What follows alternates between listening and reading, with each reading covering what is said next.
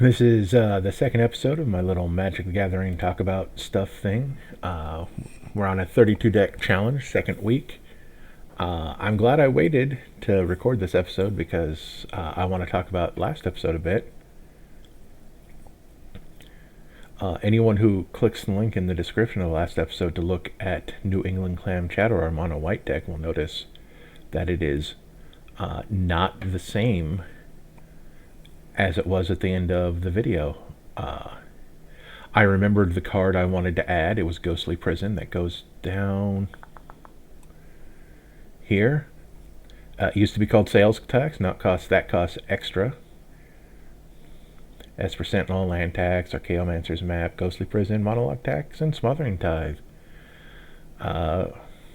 Stuff that taxes our opponents in some way. This technically isn't this and land tax technically isn't taxes, but it'll help me get lands if there's a green player in play, in the game.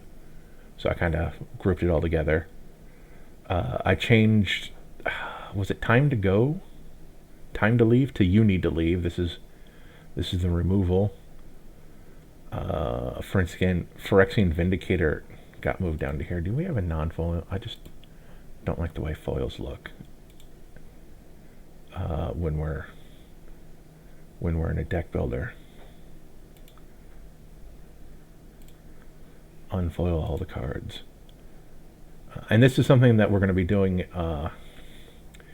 every episode going forward. We're going to look back at the previous episode and see if I changed anything. I also realized that my so-called draw section is absolute garbage. We got Endless Atlas, which is basically a reusable clue once a turn. Flump, which requires making arrangements with people.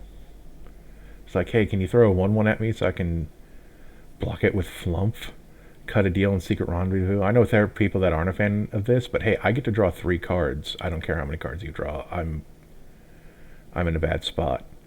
Wojak Investigator lets me investigate. For people who have more cards in hand than me, that's better than nothing. And this isn't land draw, or this isn't really draw. Although I guess this should go into cash money, because it gets you the land first, because they can always exile it somehow to deny you the card draw. So that gives me 1, 2, 3, 4, 5, 6, 7, 8, 9. What says it right up here? I don't know why. So 9 things that I'm counting as ramp.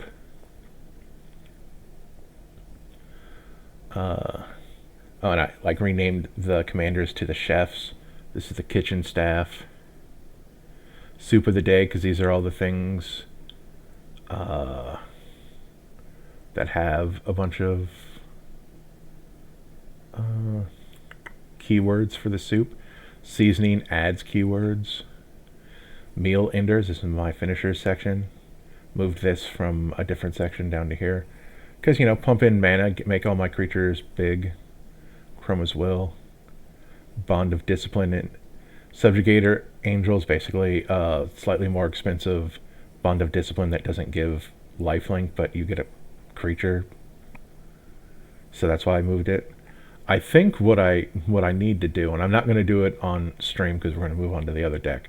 I'm going to take out these 1-drops that don't really matter. Like, I could use it to get some damage in. Like, maybe keep the Healer's Hawk. The Miner's Guidewing, because if it dies, and because people probably not going to exile this, I at least get an Explore.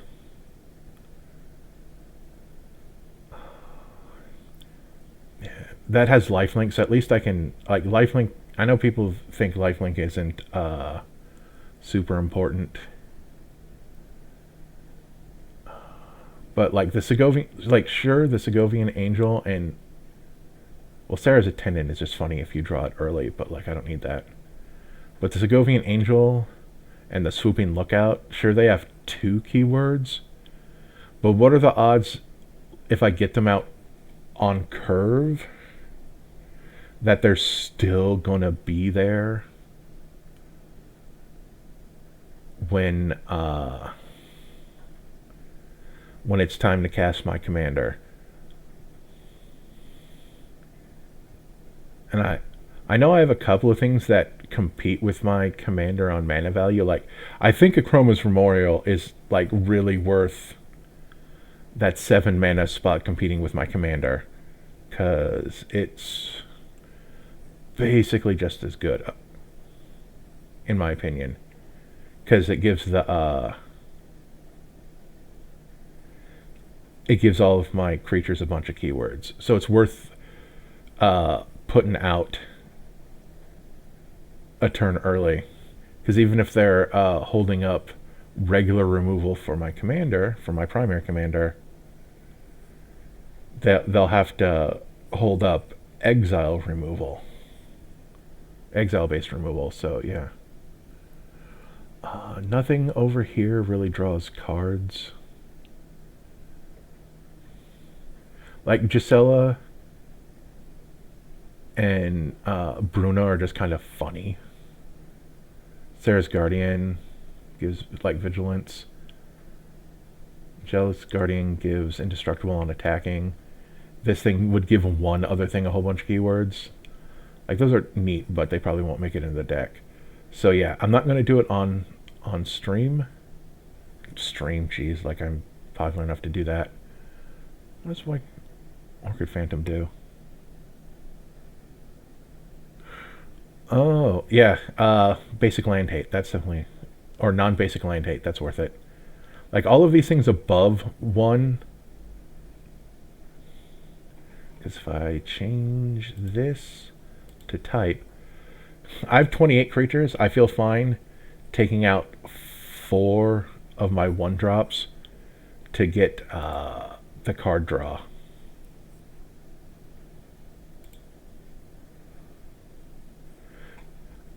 And this playtester's mean. Well, it's being mean by proving me wrong. Like, normally I wouldn't get this much land in an opening hand. So we have Dowsing Dagger, Akroma's Memorial. The best thing we can do is Ghostly Prison on turn 3. Like, there's no creatures in this, even though I have 28 in the deck. We're gonna do a free mulligan.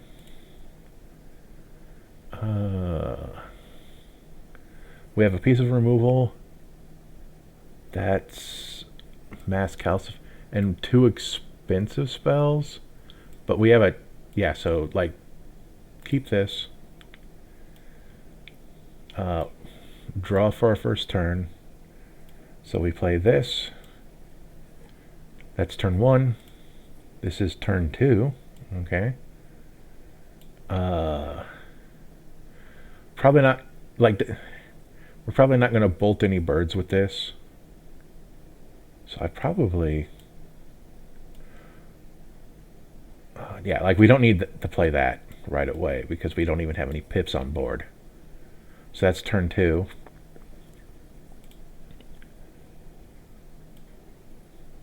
Turn 3, we get our Healer's Hawk.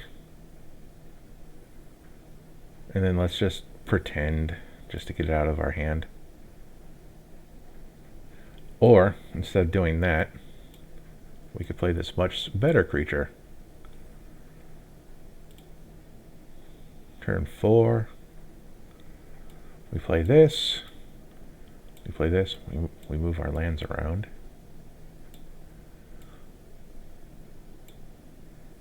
And then search library.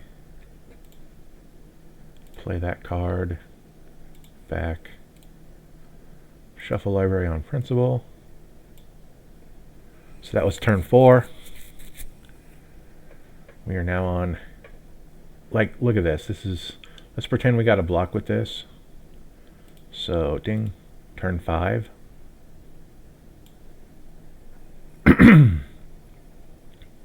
We only have 2 white pips for this. Like, I know we could have more white pips, just... So 1, 2, 3, 4, 5 mana. View card details, just because I can't see stuff that small.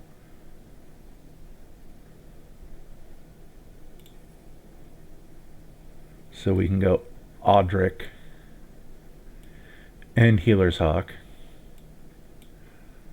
Not really important for him, but next turn, everything will get Vigilance, Flying, and Lifelink.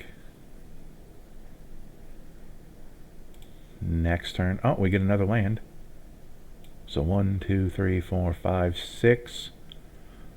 On turn, I think we're on turn 7. Like, I will say that this is less good than Moxfield because it's not telling me how many turns I've taken.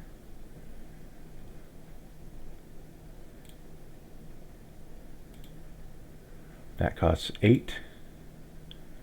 That costs 7.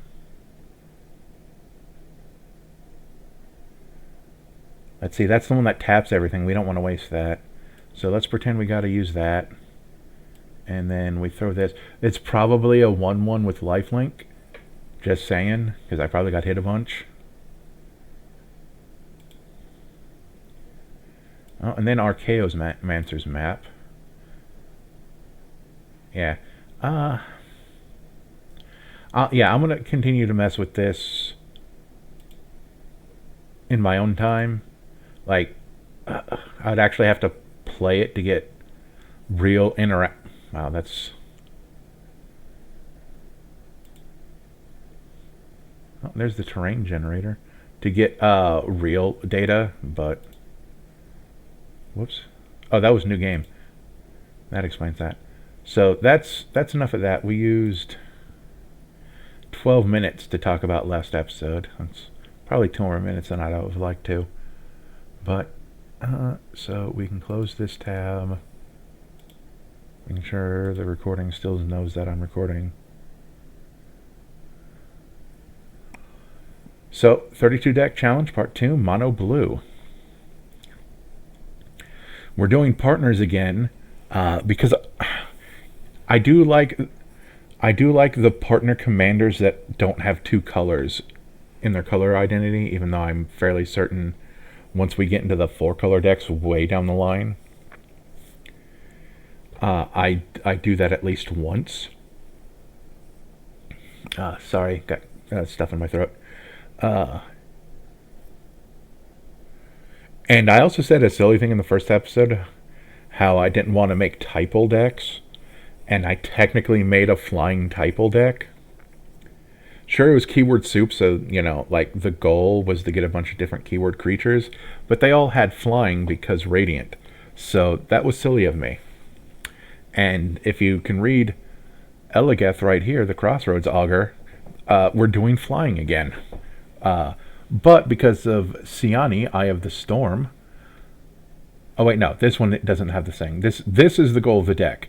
If you would scry a number of cards, draw that many cards instead. That's the goal. And Siani Eye of the Storm says, whenever Siani Eye of the Storm attacks, scry X, where X is the number of creatures, attacking creatures with flying. They're both expensive again, of course.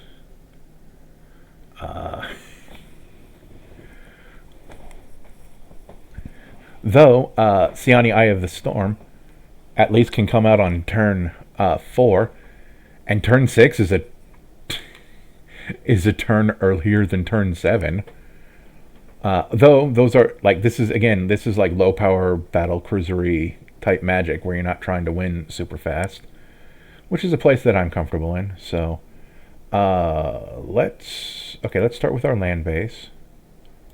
Let's just go is land. So Island. I closed. Let's go here. Sorry, I have to open up a sheet again, because I want to see where they are from.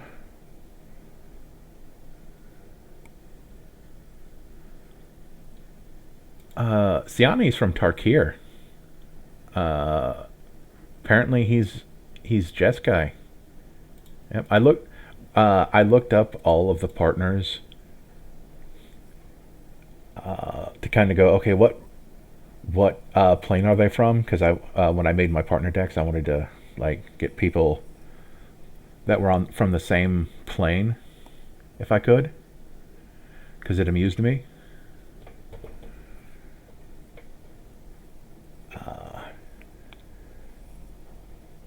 At least if I didn't have another story reason, I can throw them together. But that also, let's look at all printings. I don't think Cons of Tarkir, KTR? Nope. TKR? Nope. Let's just kind of just go. Oh, they are from. Of course, they're not.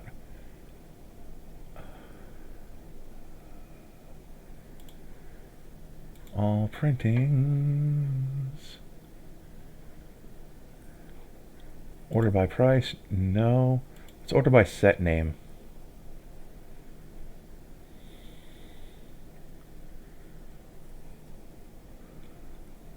Just kind of look. I like full art lands. Then we're not putting them on Amonkhet, even though one of them is a Sphinx.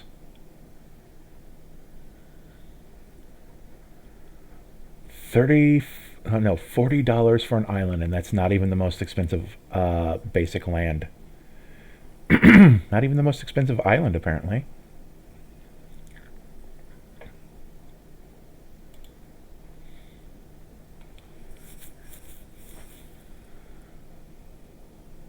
Assassin's Creed lands.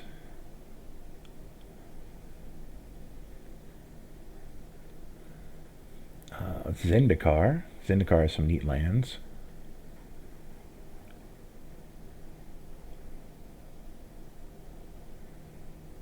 This one, like, bothers me on a primitive, like, primordial level. Oh, Bloomburl's seasonal lands. Those are cool.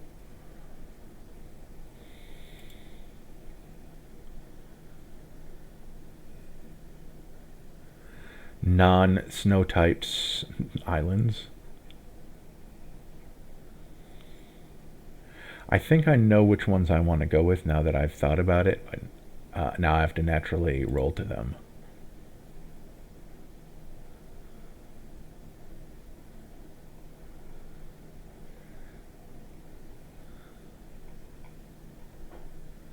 Actually, I think I can roll back to the top.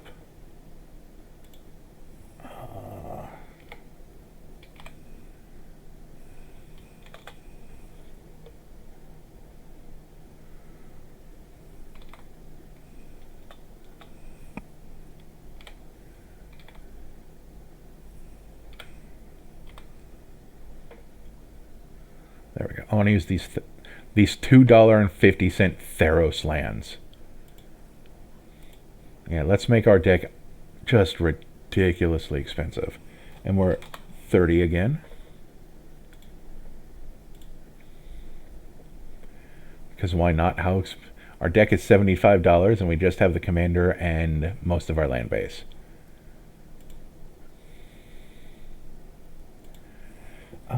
T land. So let's spend the next a billion years looking at lands.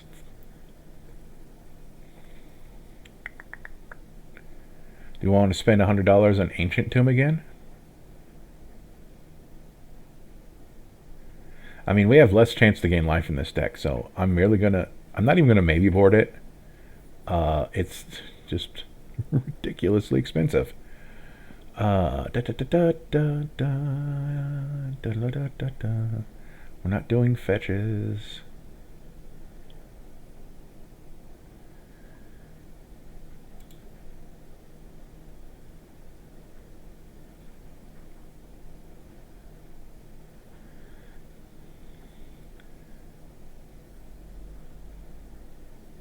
We don't need command tower. Definitely not in a... do they have any monocolored precons that they still put command tower in? Just... just because of inertia. Deserts. Different part of the deck, but since we're flying all over the place again,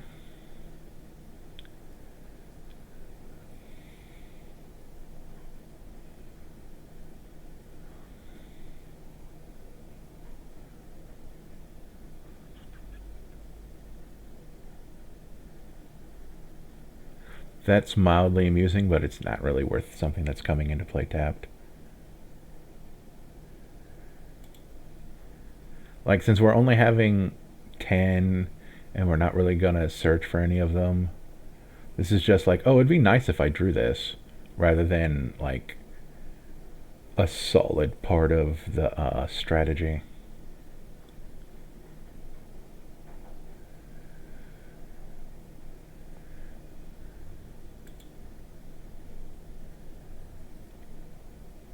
And we don't like need to go to 10. That's just like the number I feel is good.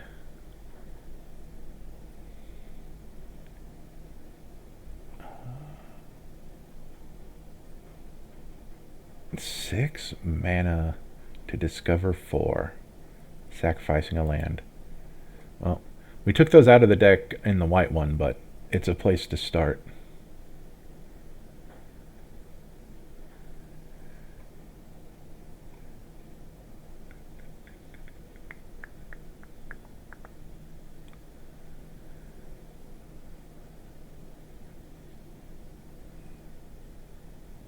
I do like the villages from Bloom Barrel.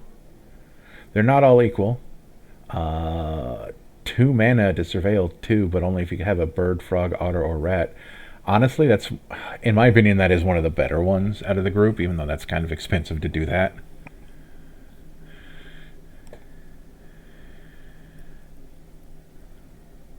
Oh,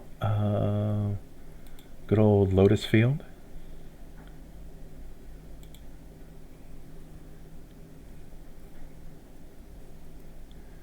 Mana Confluence exists. I was thinking about it the other day, and I forgot if it could make colorless or not, and it can't.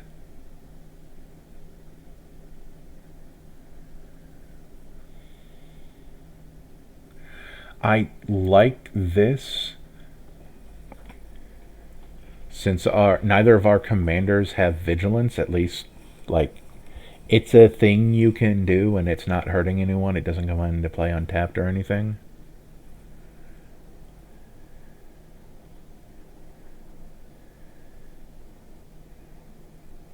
I feel like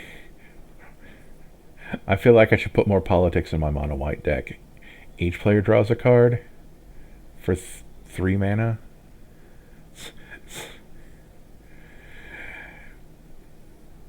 Is drawing you a card worth you not like hurting me until my deck gets going? Because I'm not. Oh, this is an. At least it counts as an island. It doesn't say scry though. I just realized that pay 2 to scry 2 is actually kind of funny in this deck. Hold on, I'm going back up for it. Oh, that's surveil, not scry. Never mind. Oh, that actually... How much... We're going back up to Castle Vantress. Although I think it costs 40, total of 5 to use its ability. It's... I mean, sure, it only does it after we get to 6 mana. That's 5 mana. You know what? I'm going to put it in and almost immediately take it out once we're on the other side. Because it is a land and it's something to do with our mana. Like, if things are just going slow and we're just getting dunked on. Halimar Deaths is almost good, but not really for this, for what we're doing.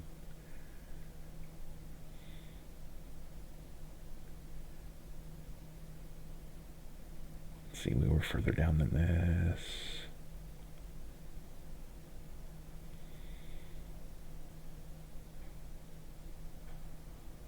Mystic Sanctuary, because I do plan on having a lot of instants or sorceries in this deck. stuff that are kind of neat before we get 6 mana, and stuff that's really cool after.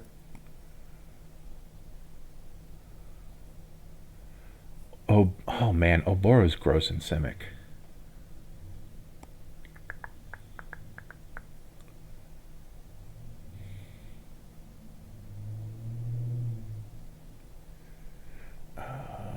That doesn't hurt.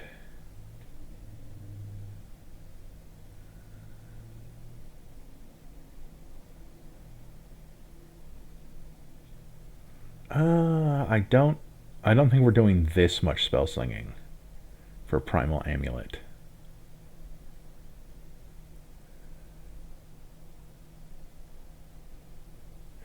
Reliquary Tower. Because if we're doing well, that will be needed.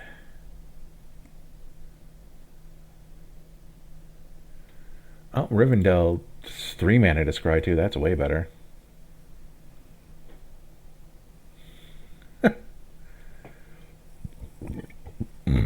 Like, not the best, but this is stuff that's sitting on our lands, so.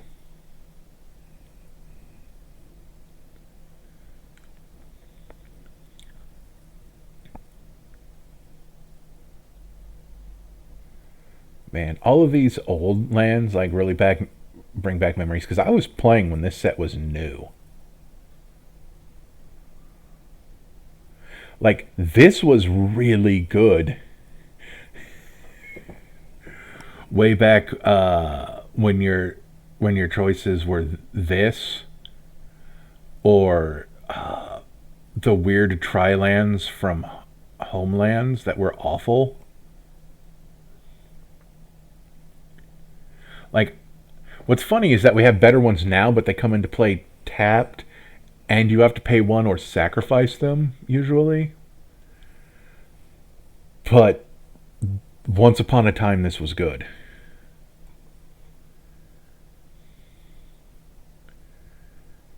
Artifact land.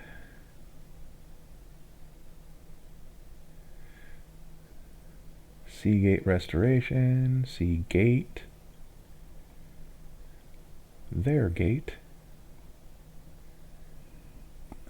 A hideaway I'm not gonna bother with.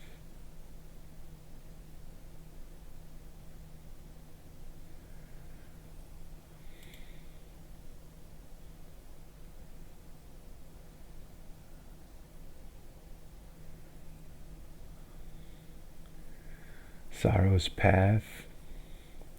I'm definitely making that an enraged deck. I think I've found the commander for it too. So it'll be I think it also will be in the 32 deck challenge.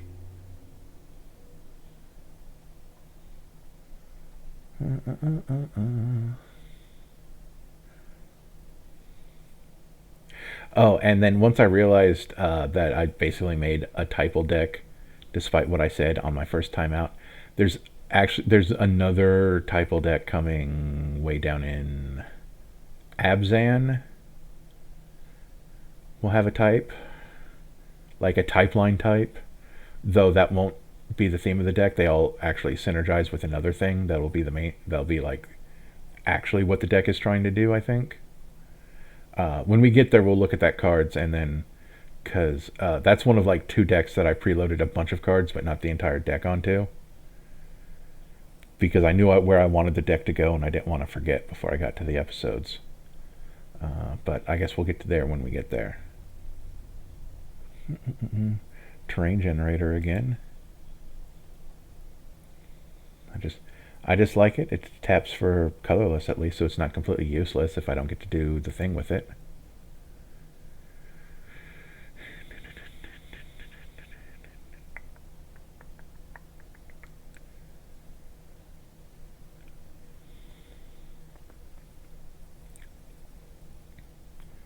Tolaria West. It transmutes for 3. I like the idea of it. We don't know. I don't know how many. I haven't been keeping track of how many non-basics I've used. But we'll thin when we need to thin.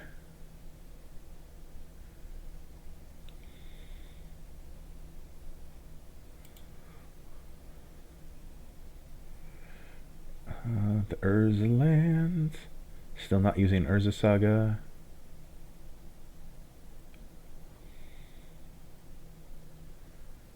And yep, okay, so we are at the bottom. We go to top. Close this for now. Once again, hitting 40 exactly.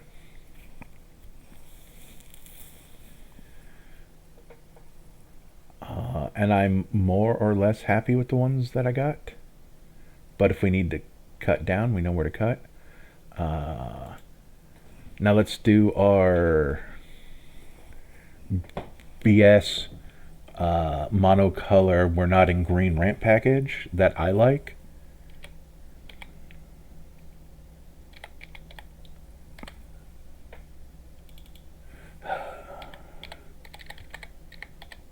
If this was Moxfield, it would have known I wanted Bitterthorn by typing Animus. In fact, I could have just typed Animu, and it would have figured it out.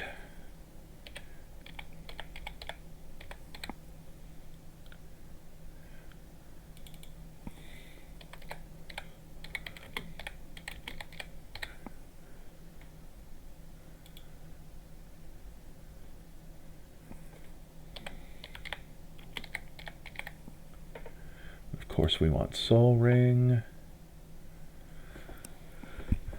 There'll be decks where I won't put Soul Ring in it, I swear. But like, it's the most overpowered card in the game. And once again, if I have cheap commanders, maybe I'll cut the Soul Ring. Like, but Soul Ring also pays for commander tax once. So, like, there's my justification.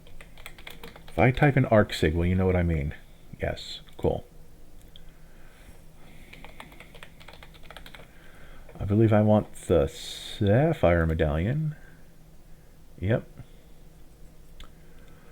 Oh, what is the thing? What is the thing for blue?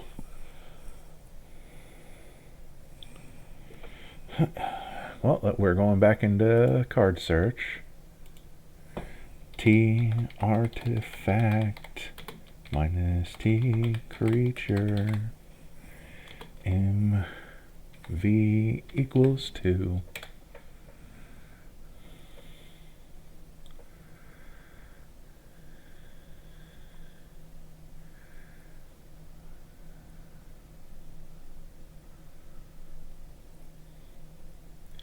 I know what one of them is, but there's so many whose names I forget.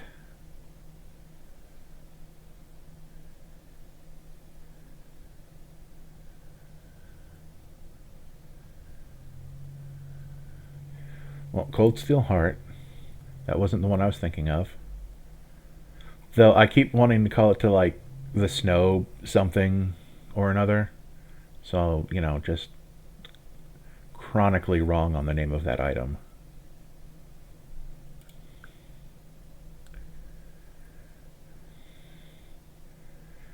My mono color decks hate red players, for the record.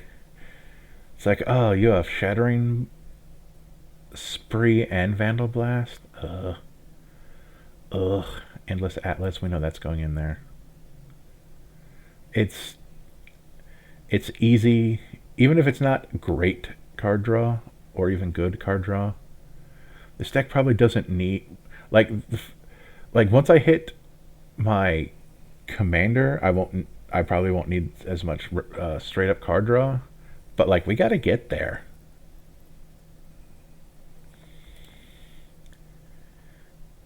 Felwar Stone, no, wait, no, do that. Folio Fancies, nope. As soon as I find the thing that I'm looking for, because the last thing is a Thought Vessel, and that, I can just type that in.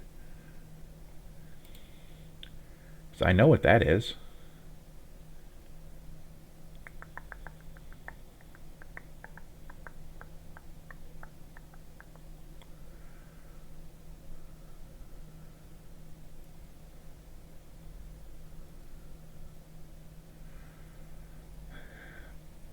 Thankfully, I just have to browse the name and I'll figure it out.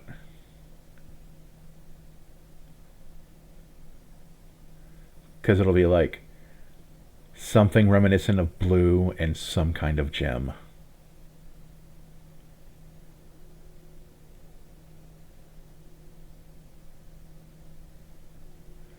Oh yeah, there's a new Lotus in the set that's coming out. Those are always kind of fun, whether or not they're broken.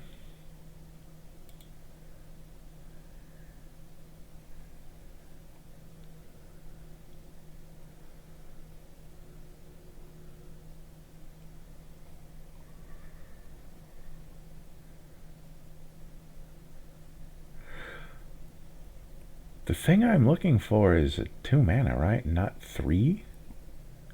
Like, all that comes into play tapped garbage rocks are 2 mana, right?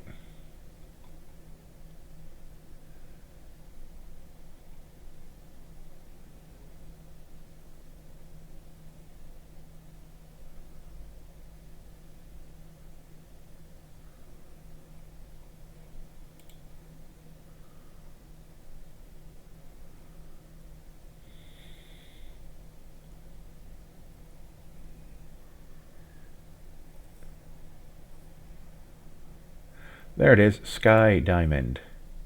Some kind of gem and reminiscent of blue. Back to the top. Close, because I can just type in Thought Vessel here.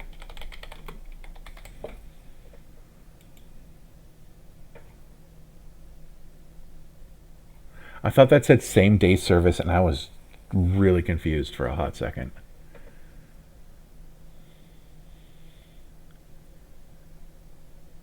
So we got 9 ramp like things.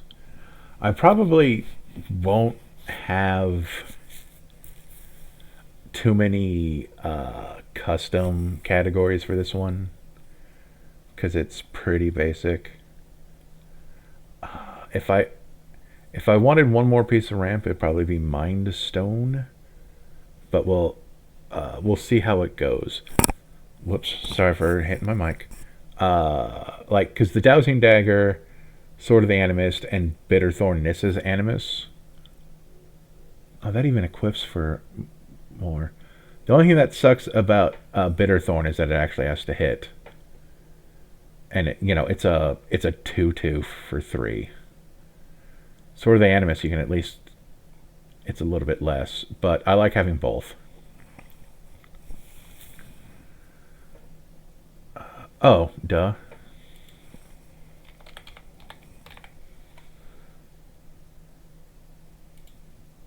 Solemn Simulacrum goes to ramp. There we go. He doesn't fly, but he gets me a basic land, of which I have 30. Which is kind of like where I like to keep my basic lands at. Well, normally I only have 30 set. I start at 37, but like I'm trying to be slightly more responsible with my lands. Let's see. What are we at? We're at 53.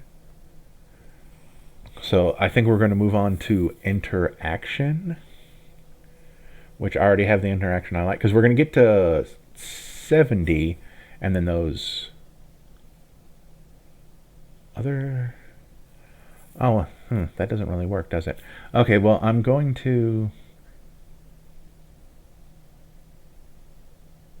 I'm do my interaction, and then I think I'm going to need more than 30 things, because some of it's going to be spells and some of it's going to be creatures, and 15 and 15 isn't exactly right, but we're gonna see. We're gonna see how things do. So we're gonna put. I don't use counter spells because a thing with my group that we do is like let things hit the table. If things hit the table and someone wins, congratulations for them. Because this isn't, this isn't randos at an LGS. This is people I know. We know each other. We play a lot. So this is like my decks are for my groups. So we don't use counter spells. Let the stuff at the table. If someone wins, congratulations. If their one was annoying, we would let them know. It's like, I don't like the way you won there. And they'd be like, okay. But congratulations on doing the thing. Don't do it again.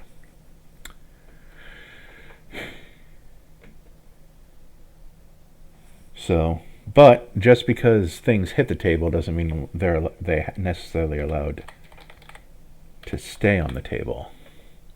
So we go Aetherize, Aether Spouts, and Aetherize is return all attacking creatures to their owner's hand. Aether Spouts, for each attacking creature, its owner puts it on top or bottom of their library. That is definitely worth the additional blue pip.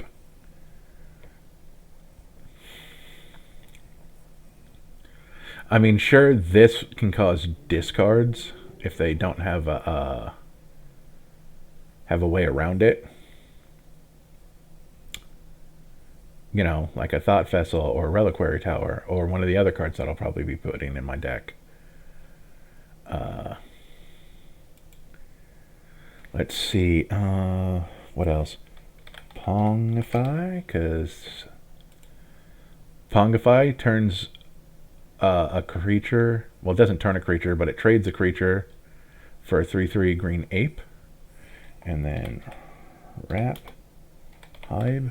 Do you know what I'm talking about? Rapid hybridization. It's the same as Pongify, but it gives them like a lizard? Frog lizard.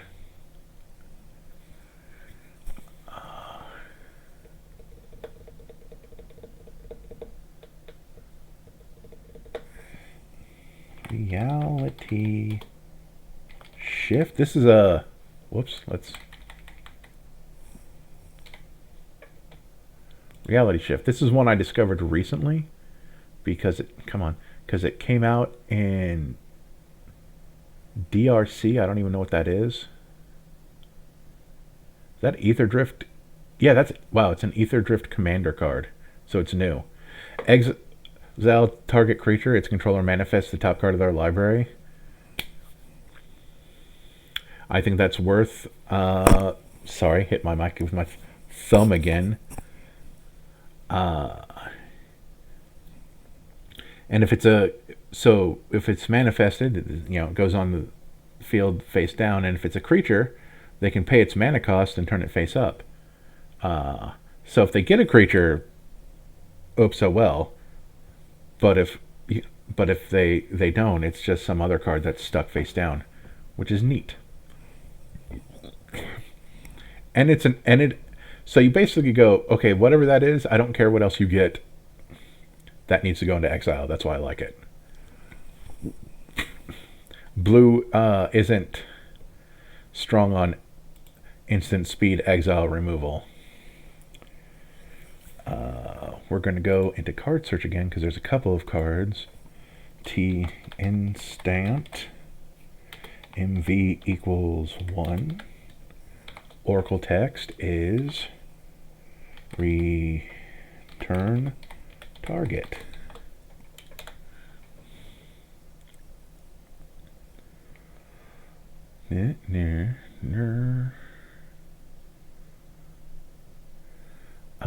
Chain of Vapor, because they have to sacrifice the land to keep it going. Return target non-land permanent to its owner's hand, then that permanent's controller may sacrifice a land. If that player does, he or she may copy this spell and may choose new target for the copy. Yeah. Like, late in the game, it's kind of a politicky, like, I'm going to get rid of one of your things. Well, I guess it's not really politicky because they're going to want to get rid of your stuff in revenge. But, like, you can be like, but if you can talk them into understanding that whatever of theirs you're removing is a problem, you can say, if you're willing to sacrifice land, you can get rid of that other guy's problem. Let's see.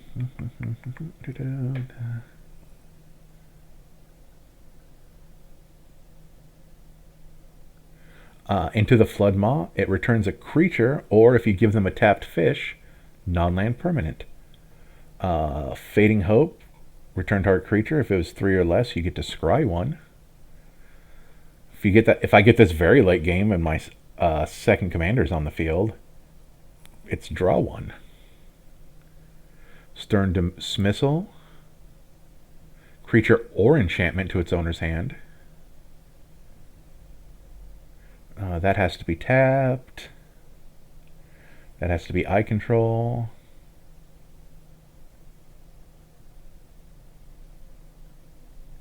String of Disappearances is like Chain of Vapors, but you pay blue instead. Unsummon, the classic. Vapor Snag, just to hit him for 1 point of damage.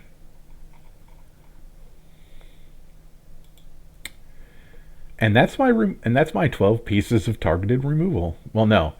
12, 11, 10 pieces of target removal and 2 board wipes. And because we've disallowed counterspells, we've given tacit acceptance of Cyclonic Rift.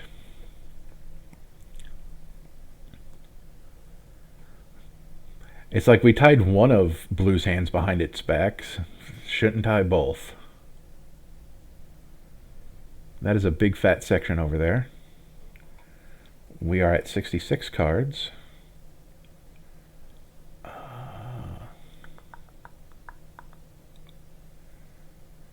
Normally I'd put stuff in like Bluster Squall and Cone of Cold. But I think with my flyers I can skip over that part.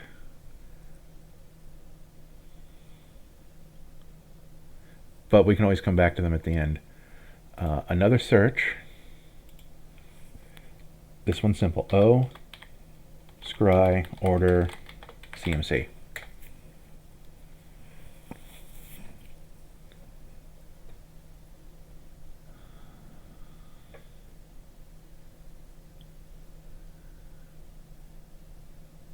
Huh. I didn't read this. I do like that. I'm probably going to switch out one of my other lands for that.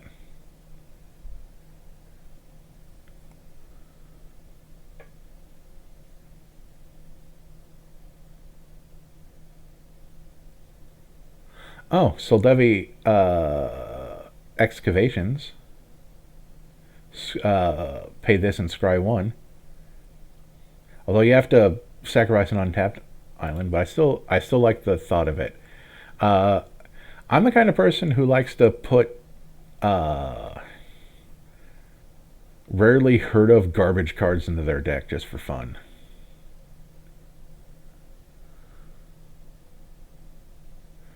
Study Hall is minorly interesting, but we're not doing that. Let's see. Aqueous Form. Artificer's Assistant. We're not doing either of those. We're not doing Candy Trail. We're not doing Chain to Memory. Not doing that. No. We're not doing any of these cheap things.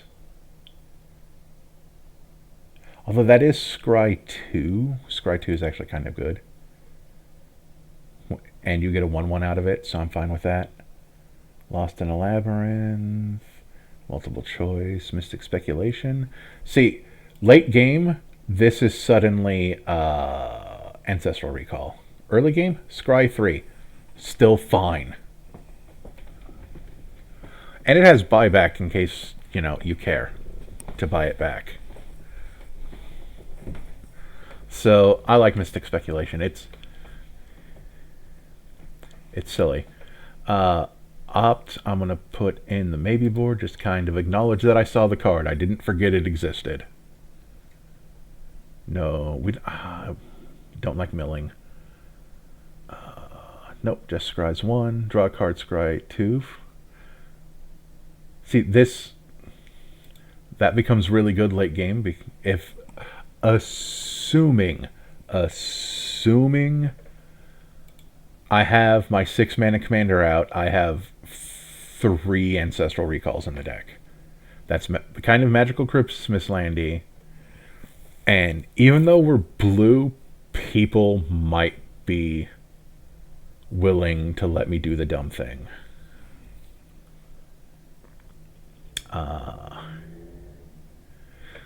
The reason that Sprite gets away and this Witching Well doesn't is that because this is a do-nothing artifact that I can later turn into cards for way too much mana. At least that's a little 1/1 blocker that can throw itself in front of something without trample after it's done its scrying.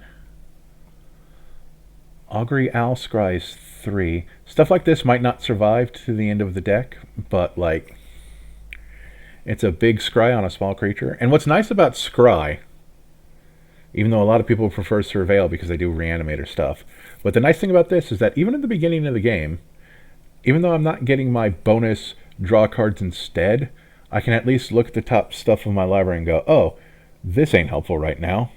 Put it at the bottom of the deck, because I might still draw it. Huh. That's mildly interesting, but I'm not paying 2 for that. Brain in Jar, Clockwork Droid. That's mildly interesting to attack for 3 unblockable every other turn, but it's not flying, so I don't care.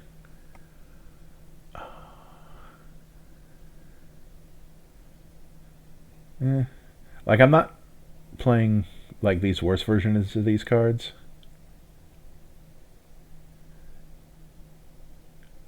Huh, that's mildly interesting.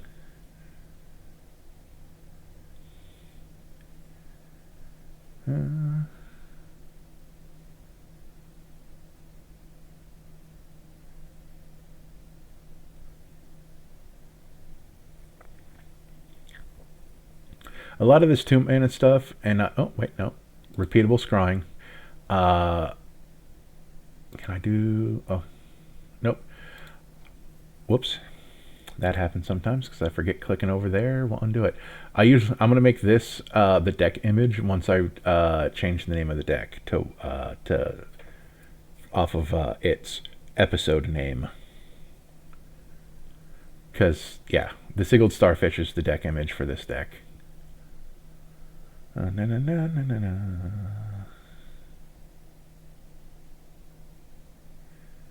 Nope. Nope. If I thought I was getting a lot of treasures, this would be cool.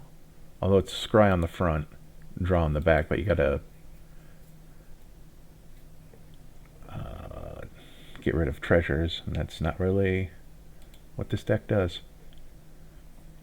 The funny thing is that I really don't need a whole lot of scry in the deck, since the scryer for the draw instead of scrying commander is the other commander. But I still want some stuff in here, because card selection is still, you know, really good. No, no, no, no, no, no, no, no, no, no, no. No, no, no, no. I do want some repeatable scrying.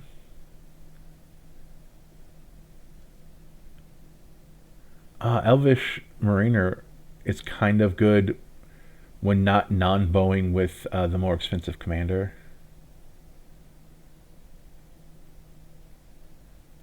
All those darn when you scry do something else elves are all the green ones, I think. So that's going to be annoying to me. Hedron alignment.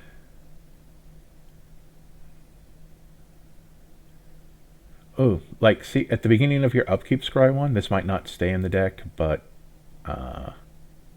actually probably not, because for 3/04 there's probably better stuff.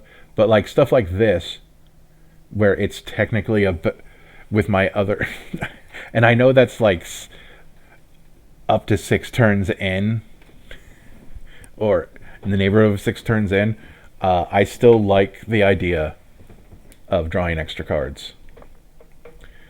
Basically a better Phyrexian Arena.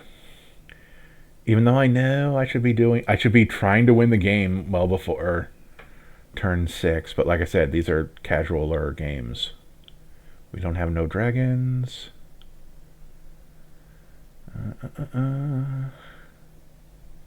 I like Moonfolk Puzzle Maker if I had other ways of tapping it, though it is a flyer. That's actually kind of a maybe war card, even though it's kind of garbage.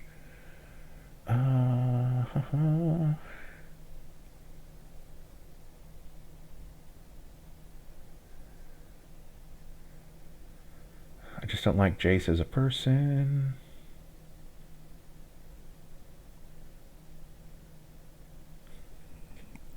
I kind of like Palantir of Orthanc. Because at your instep, draw 2. But I don't like milling. I'm one of those babies.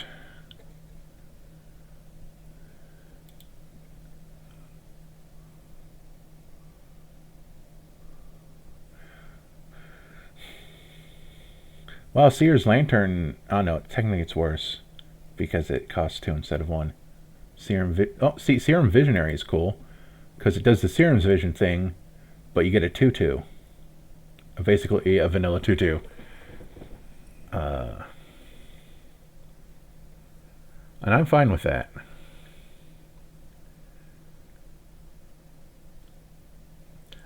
I like Thassa, God of the Sea, because it gives you an unblockable creature, and you get to scry 1 at the beginning of your upkeep. So that's cool.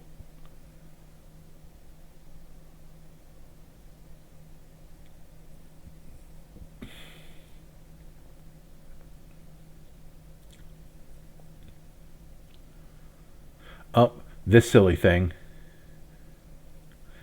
This is magic. This is pure magical Christmas land. 4 mana for a 1/4. Absolute garbage. When it enters the battlefield, scry 1, then scry 2, then scry 3. Like that. If my second commander's not in play, absolute garbage. Don't care. This is my aspirational funny business card. 4 mana, draw 6 and get a 1/4. That is that is my magical Christmas land. I do not care. Do not care. Do not care. Cascade Seer, I don't feel like messing with keeping track of party. Scry 3 with Inga Rune Eyes. And then you can draw 3 cards if she dies in basically a board wipe. Scry 4, draw 2. See, I'm not sure about stuff like this. I think I'd rather go do get more flying creatures and try to actually be good at the game. Like, this is kind of like the extra stuff.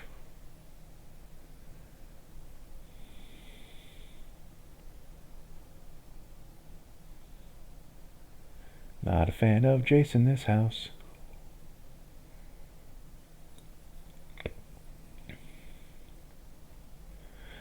There is 2 of them, so I'm going to maybe board both 4C and Tamio's Epiphany. Because Scry 4, draw 2 for 4 isn't, like, super great in my opinion. I don't know, maybe I'm greedy. But, in theory... And we also kind of have to see how many cards we put in our deck at the end of this. Oh yeah, Cavalier Gales is the thing that brainstorms. Brainstorm isn't scrying. Although if it dies, you shuffle it into your library and you scry 2. That's interesting. It's a flying creature too, so I failed to save changes. There.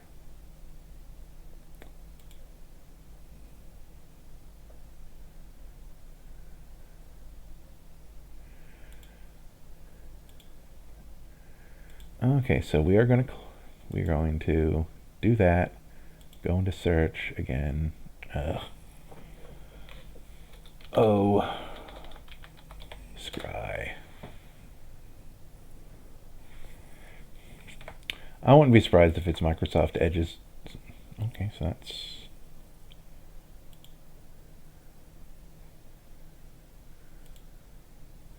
Oh, yeah, no, that's me clicking stuff. And I actually do have to go back to the top because I forgot to order by CMC.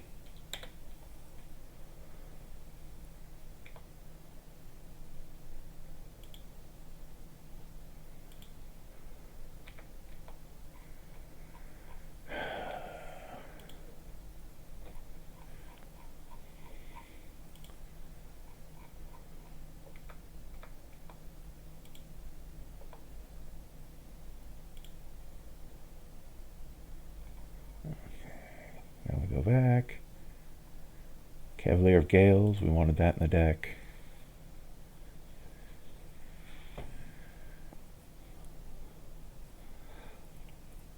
I don't want, like, I could put in Facet Deep Dwelling and put a lot of when this thing enters scrys, but I don't think I want to bother with that.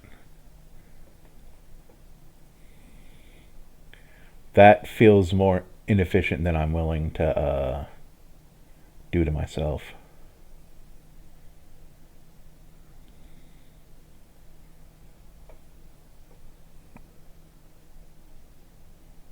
I like anything with serum in the name is like, oh, you're going to have a serum effect, serum visions effect.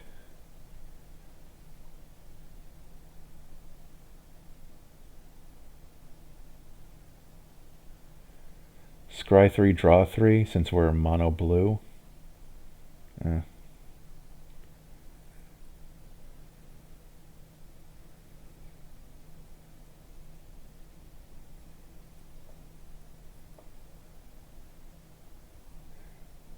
I feel like scrying at this stage of your mana curve seems kind of silly, but I'm just going to continue looking.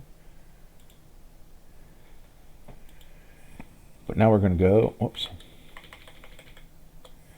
T, creature, O, flying.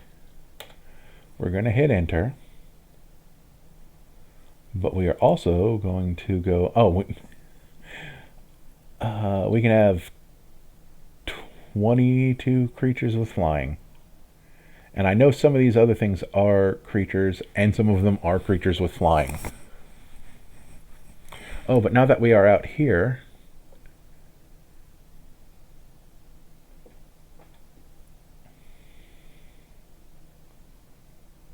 huh. They put Augury Owl under drawing. Like, scrying isn't drawing, my dude.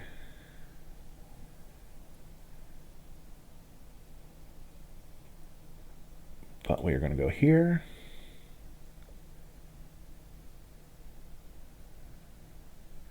And set this as my deck image. There we go. Just getting that out of the way. So, categories. We're just going to types. We have 8 creatures. So we'd be going up to 30 creatures, which I do feel is a little unnecessary. That's it. I don't know if Moonfolk Puzzle Maker will make the cut, but we're gonna look for our best creatures with flying. Categories. Card search. Ornithopter. Like, we're not doing stuff like that. We're not doing like, oh, haha, it has flying. Ornithopter. Hangerback Walker. We're not gonna have enough mana to make that worth it, I guess. And by the time we have enough mana to make that worth it, we should be casting our commanders and doing our best to attack stuff.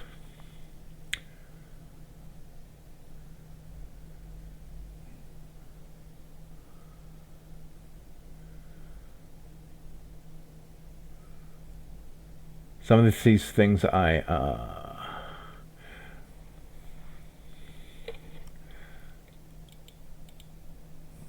I'm going to look for something with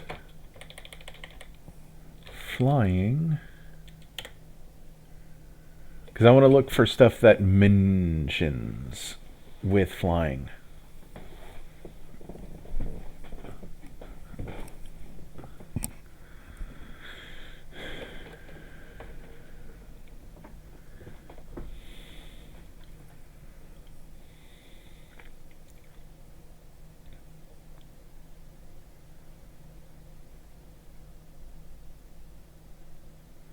No.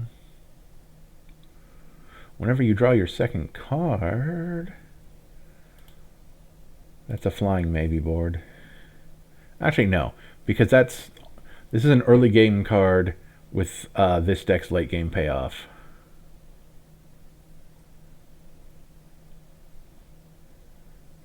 Oh, Swan, Talon of Kern. No, no, no.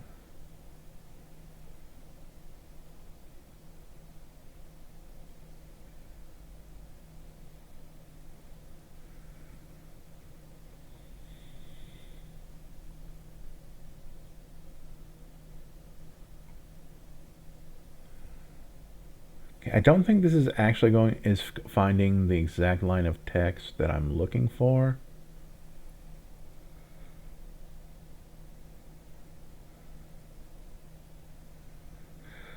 Ah, there we go. Okay, Spirit Noble has the line of text that I'm looking for. Other creatures you control with flying get.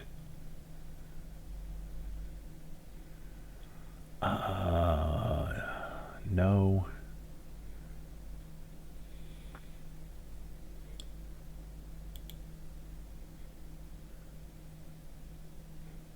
Creature spells with flying cast. Okay, that makes our commanders cheaper, so that's worth it. That was the exact kind of thing I was looking for. This is mildly neat, but I don't think it's something I'm going to be spending my mana on.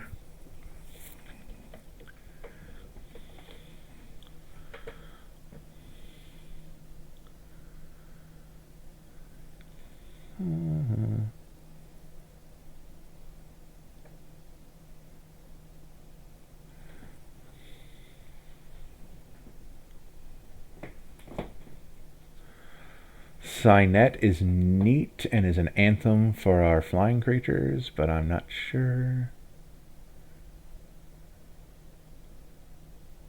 This is kind of neat, but doesn't... Considering the fact that it only triggers once a turn, and my flying creatures probably aren't going to have a whole lot of cool abilities. I don't know. That's maybe board material.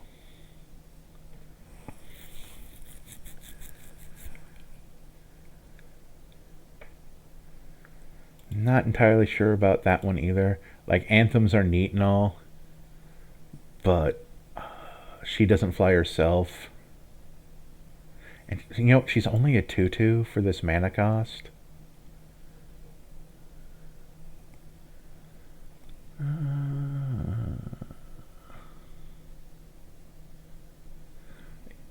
If I was doing more clue stuff, and Ethereal Investigator would be neat.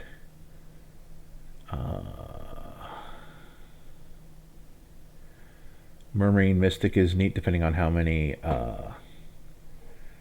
see, this is where we close, and then we go by type again.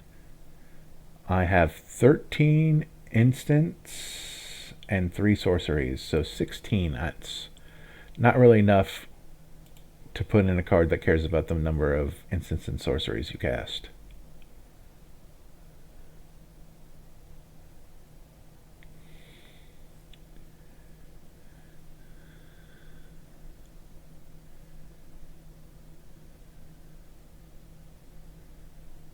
See, this only triggers once a turn, but at least non-creature spells was a better ask.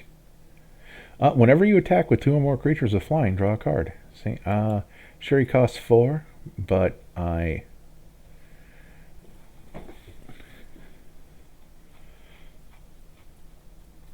sorry. Scratching an itch. You know, that's at least doable. And he doesn't have to be the one who attacks. Or she, I don't know. I don't know the genders of drakes. Really shouldn't assume, but... Huh. That's some funny Simic nonsense. Pay 1, return a land to your hand. Create a doofy creature.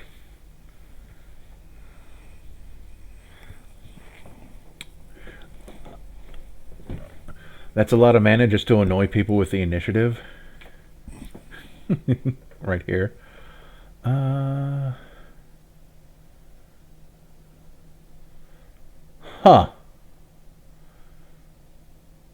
Escaped Shapeshifter is a neat card from Tempest. As long as your opponent... I imagine if I click on this, and we click card info, as long as an opponent controls a creature with flying not named Escaped Plane Shapeshifter, yeah, because it'd be weird, because they... Escape Shapeshifter has flying. The same is true for First Strike, Trample, and Protection from any color. That's like, not like Audric and Thunderous Orator level of good, but I On principle, I really like this, even though it's 5 mana for a 3/4, and it's entirely dependent on your opponents having cool stuff. But on principle, that's neat.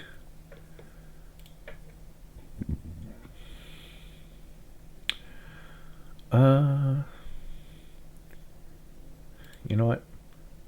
+1/+0 at the end of the...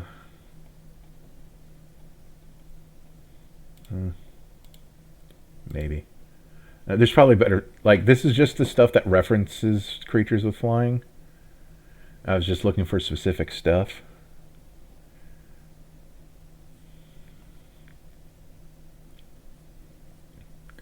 Huh.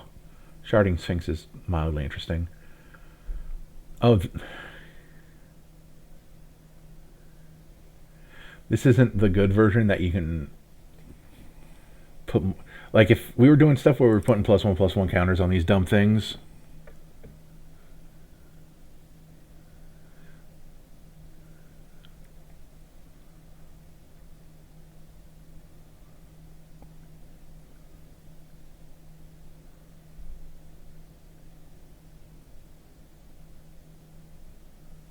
See, like, the one that cost 4 was good. This one that cost... I guess this one that cost 7 is neat. But it costs 7 for a 3/7 with flying. That's just going to draw me more cards. At this point, I'm scrying to draw cards. So this isn't helping me. So now we go back up here. We go back to our previous query for creatures with flying, and then of course we close here, see how many things we added. We added 2 things, and like we maybe boarded something else. So we can look at 20 more creatures with flying, although we had 8. No, we have 10 now. I mean, we could go up to 30, but I definitely want those creatures to do stuff. These can't just be... Wow, that is very interesting. Like this, no. This, no. This, no. This, that's... Well, we're not using Snowland, so that doesn't matter. Evolve, but no. Delver's Secrets, you have to reveal an instant or sorcerer from the top. Yeah, no. This is not the deck that does that. No. But definitely not in this kind of deck. We like this one because it scries 2. As long as it's your turn, tap a permanent. We don't need slivers. We don't... Ah, good old Flyingman. This isn't a Flyingman deck. Huh. That's neat. Jace's Phantasm. Mockingbird.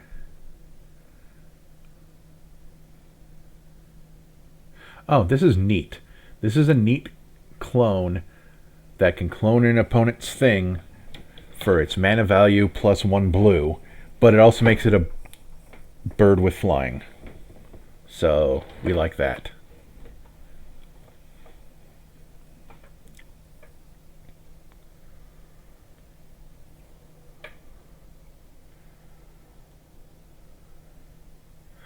There's actually other non-flying creature cards I want to put in this deck towards the end, but well, no, I can just do that.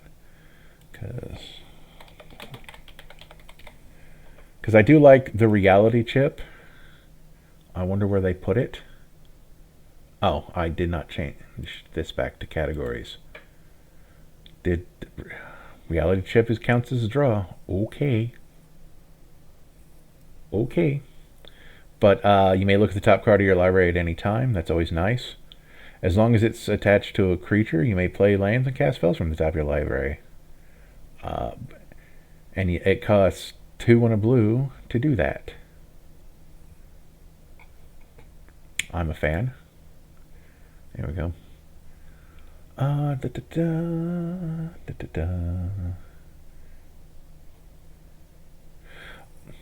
Like, if I was playing some kind of weird Rule 0 Pauper Commander thing, I would have Moth Dust Changeling and that Moonfolk thing as partners. for my mono blue, this is my dumb combo of scrying 1, tapping my 1/4 flyer, and then attacking you with my 1/1 flying.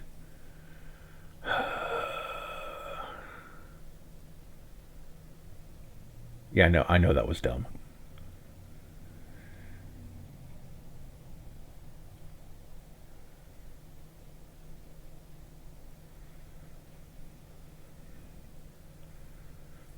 Some of these things might look better, although we are still only on mana value 1. This is a place. This is why Flying Men is a deck archetype in some formats.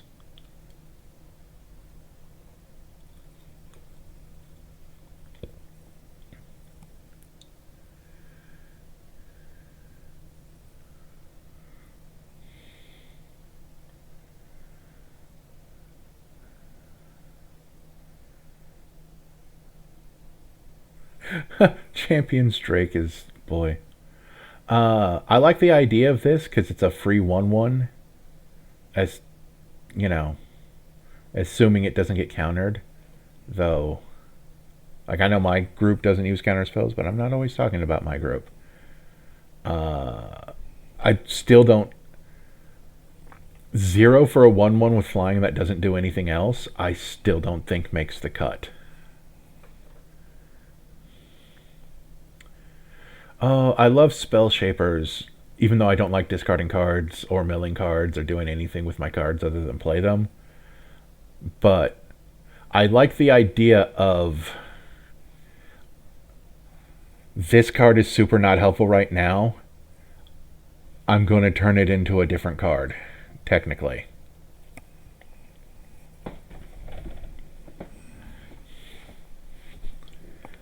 Like the green one that makes Llanowar elves.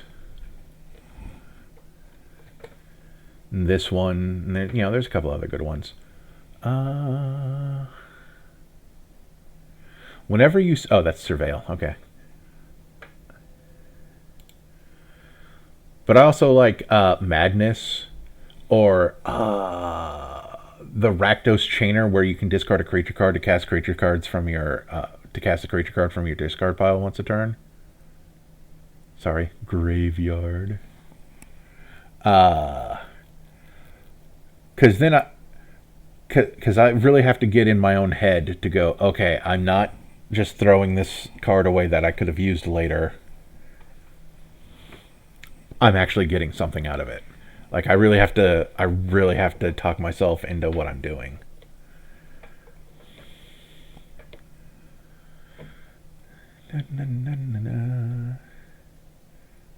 Oh yeah, the Winged Familiar. We're not gonna do that.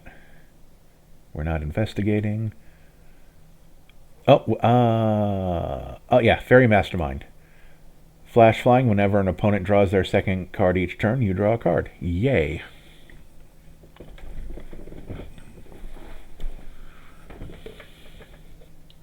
Whenever you draw your second card each turn, put a +1/+1 counter on Fairy Vandal. I'm not counting on that, because that's, again, a later game thing. I really don't have a whole lot of, oh, we're drawing cards a lot. I'm doing a lot of card selection, but like turning that into drawing is a later game kind of thing. I know this deck doesn't come off as exactly good, but I enjoy it. I like the amount of dirtling this does. Connive feeds into my disliking of discarding my own stuff.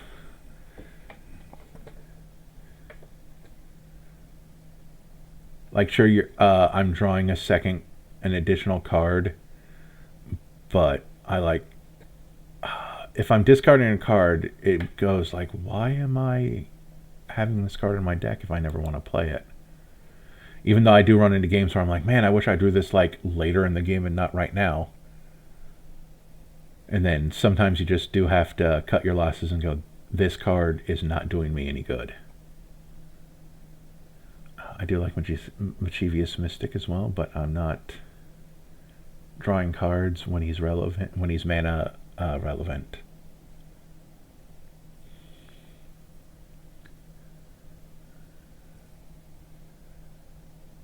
Ornithopter Paradise is additional additional ramp if I felt it was necessary.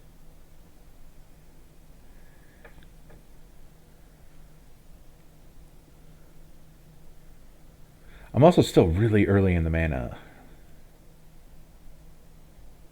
Stuff like this, not reading. Oh, belly, that's a lot of words for something no one's going to care about. Stuff like that gets removed out of spite, I feel. It's like, I'm not, no one's reading all that text. Path to Exile. Have a land. Land has so little words on it.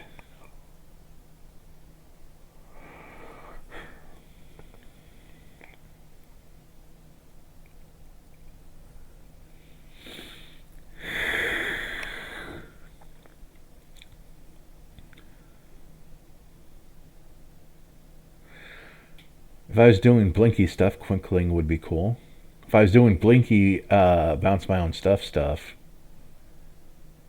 that for some, like bounce for repeated cast triggers, because obviously enter triggers, you would just blink the thing with the enter trigger.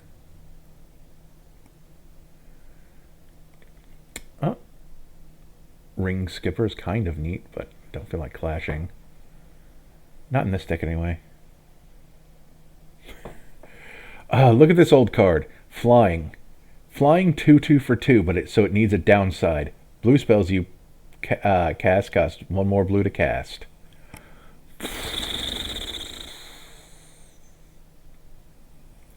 If this was Scry 4, that would be really good, but it's not.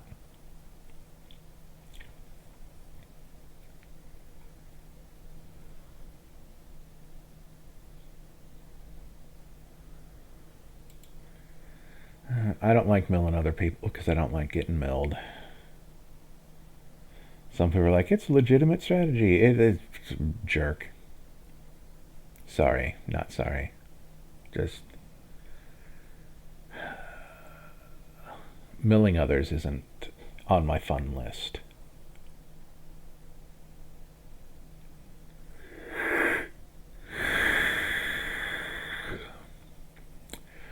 Stormy overcast day made me tired, sorry. Don't like looting or rummaging that much. Oh, that's another card I want to get in here. I'm going to search for maximum hand size after this.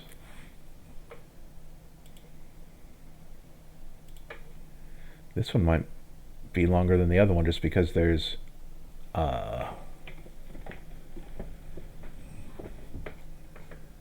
just more stuff. Maximum hand size is reduced by 3 because it's a 2/2 for 2 with flying. Eat this drawback. Thopter Mechanic would be better if these +1/+1 encounters meant something for the 1/1 creation.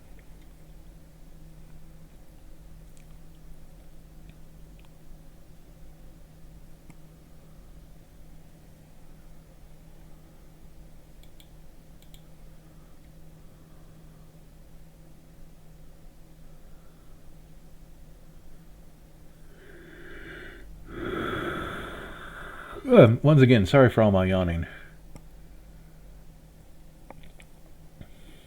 I love the original slivers. That was all slivers get all of the things and not just your slivers. Like somewhere between here and the next batch of slivers, slivers decided to faction it up.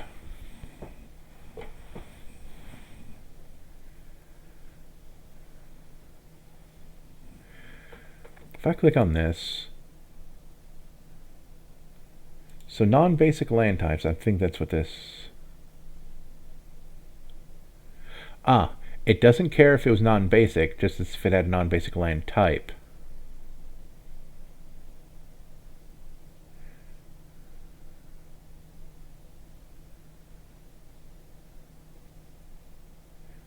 Okay. That is more work And I actually don't think I have anything with a non-basic land type in this deck anyway for that. You would probably... Like, that's definitely Gates decky. Or Cave decky, I guess.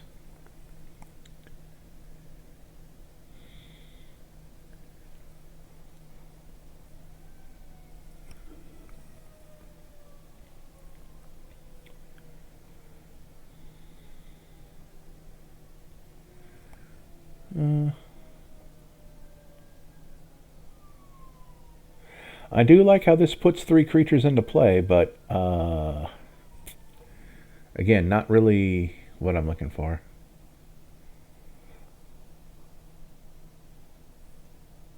Bizarre Trade Mage is cool for the people who like it. Chrome Host Seed Shark.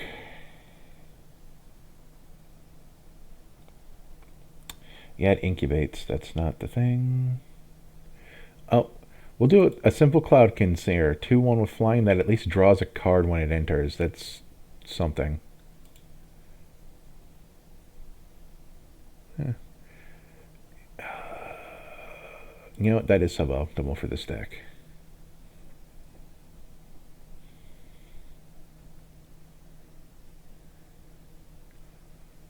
I do like this. At the beginning of combat on your turn, choose up to 1. Tap a creature, or creature that is, or target creature doesn't untap during its control in the next untap step. It's like, oh, that is a problem blocker. Never mind. Oh, that's a problem attacker. Not doing that again. Vigilance, of course, gets around that, but, you know, that is a thing to be done.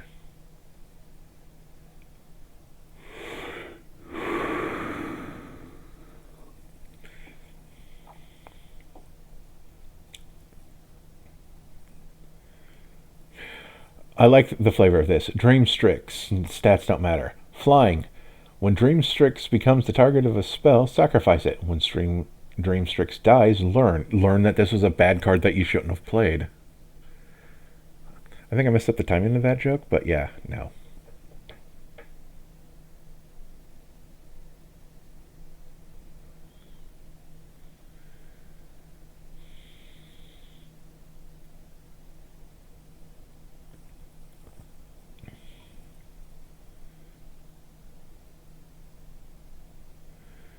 Good old Decayed. No one uses it anymore, except for like on a couple of creatures that they're like going to sacrifice to another effect anyway. Oh, if only I rolled a lot of dice in this deck.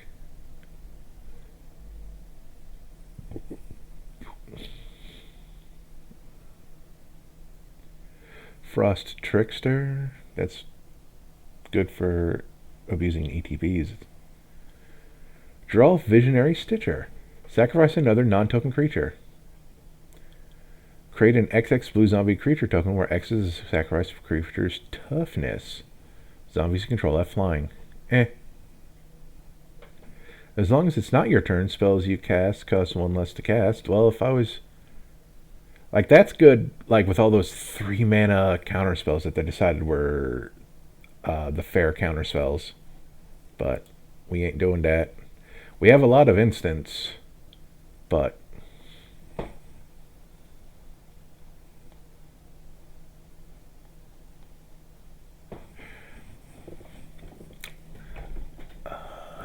see, we're here. I actually thought I'm going to put in those other things that I thought. This is not a Ristic Study deck. I could put it in, but no, I think I'm going to try it without it. But I do want propaganda. Please don't attack me.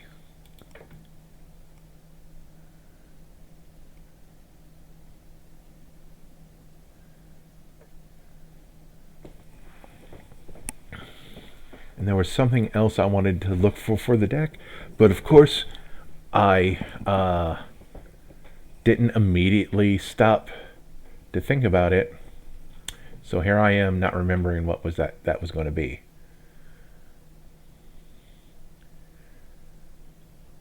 Oh, Dream Shackle Geist got put in removal. That's interesting. An interesting choice.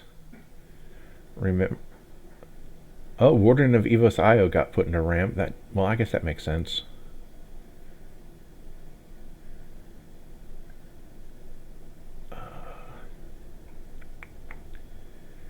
Anyway, card search because I don't remember the other thing I wanted to put in. But yeah, no. I'm resisting the Rhystic Study temptation because I feel all of my scrying. Huh. Hinterland Drake can't block artifact creatures.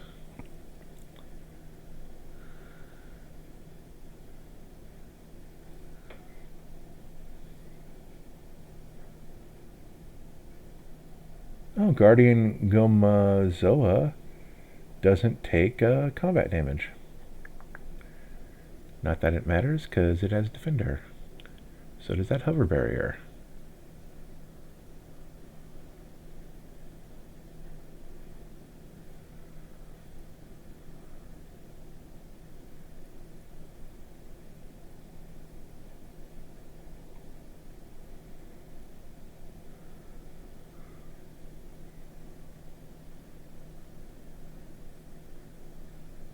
Leonardo da Vinci is a magic card. Oh, that was other things that could go in the deck. Okay.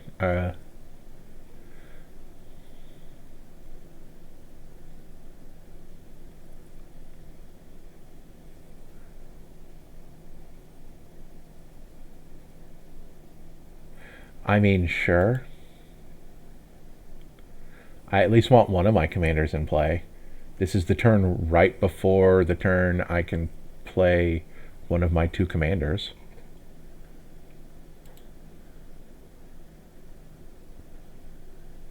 And it says if you control your... At the beginning of combat on your turn, if you control your commander, draw a card. Sure.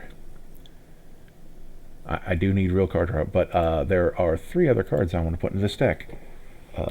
One is Mithril Coat to protect my commander.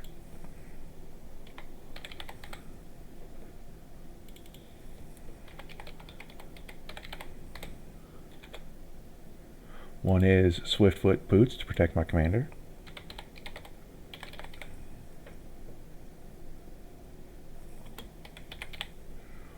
One is Lightning Greaves to protect my commander.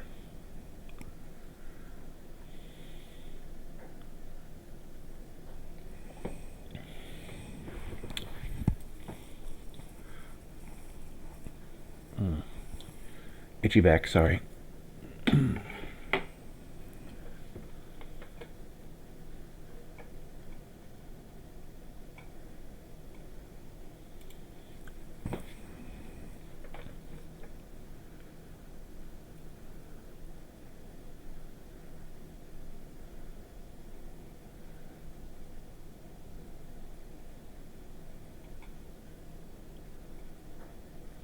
Okay, I kind of lost track of what I had seen.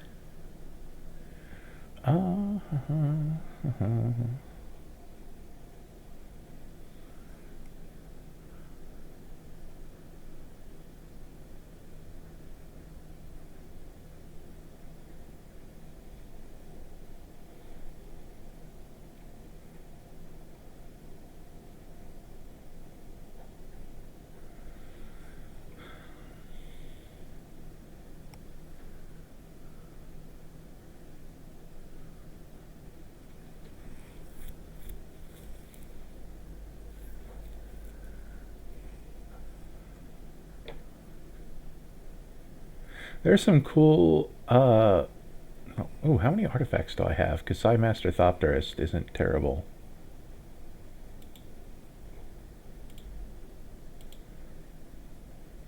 I have 13 artifacts. That still isn't enough. And I'm only up to 15 creatures. And I have 11 more cards. So I definitely need... Of those 11 more cards, 10 of them need to be creatures. What's my... Well, I got a bunch of cheap creatures in here, at least. Oh, then again, a lot of my... the low part of my curve is supposed to be for ramping. But I do need small creatures if I want this Dowsing Dagger, Sword of the Animist, and Bitterthorn to actually do anything. But yeah, so at least at least 9 to get to 24 creatures. But I'm already pretty high. And I don't want to put in bad flying creatures just to get more creatures in here. Though we'll definitely have to, we might have to give a second pass.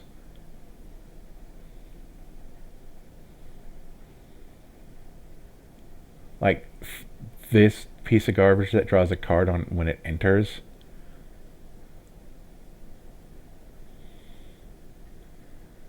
Like that's worse than the other one that I think I didn't put in the deck.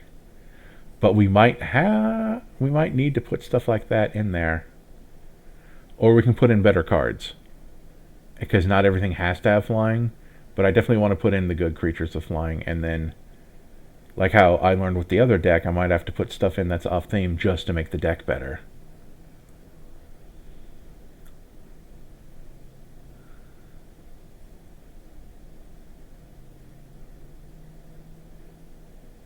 Huh. Steam Core Scholar is interesting. When Steam Core Scholar enters the battlefield, draw 2 cards. Then discard 2 cards unless you discard an instant or sorcery card or a creature card with flying. Huh, that's weird. That's the flavor text. Although he's only a 2/2, but he does have vigilance in addition to flying. Tatterkite can't have counters placed on it. That isn't neat.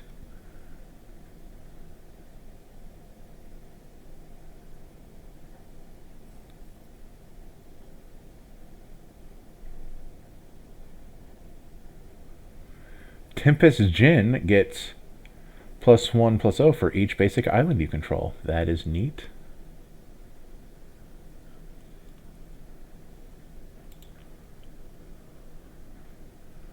We're also still, again, we're still kind of early in the mana curve, where I've already noticed I had a bunch of stuff because that's where all my ramp is anyway. Like, see, that's 3 creatures that draw a card on entering the battlefield. I'm not sure if that's really worth it.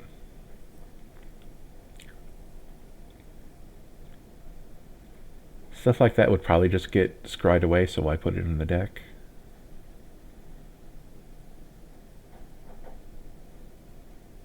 All players play with their hands revealed. That's obnoxious. Map token from that one.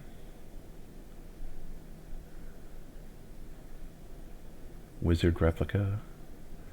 Wingspan Mentor is, I don't know, its ability costs too much, I feel. Although it is, you're putting it on all of your creatures.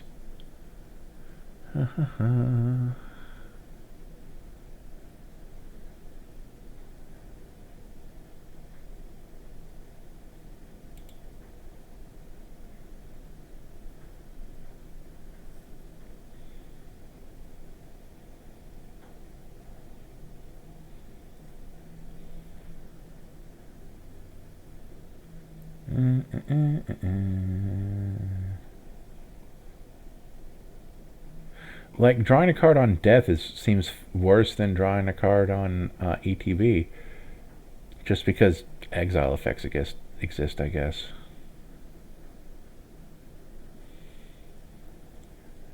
I personally don't play Farewell, but I wouldn't be surprised if someone in my playgroup did.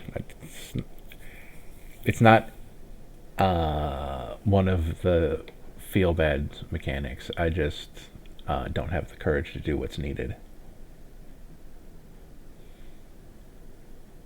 This card is soft banned from my playgroup just because it, alongside Scoot Swarm, is we don't want to deal with keeping track of it. So it's not like banned. It's just like, please don't. Oh, I remembered the other thing I wanted to look up, but it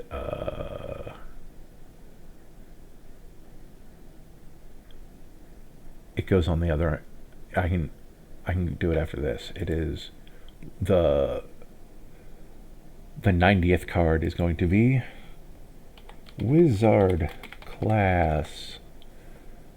So I have 3 things in the deck that'll hopefully negate me having a maximum hand size.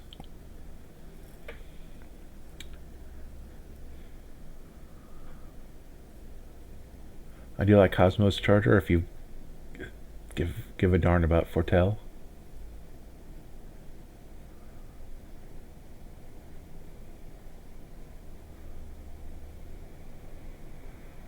I like Conundrum Sphinx for like for back when I'm doing all of my scrying. It's kind of neat, but probably not really worth it.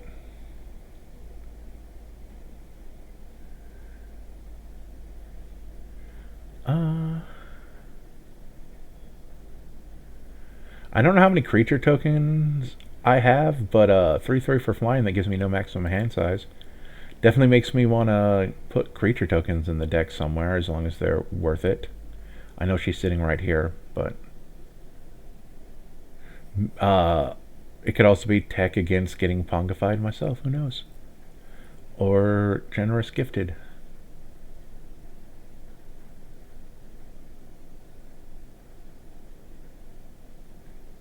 Oh, except look, there's my silly combo, my 1/1 flying spirits.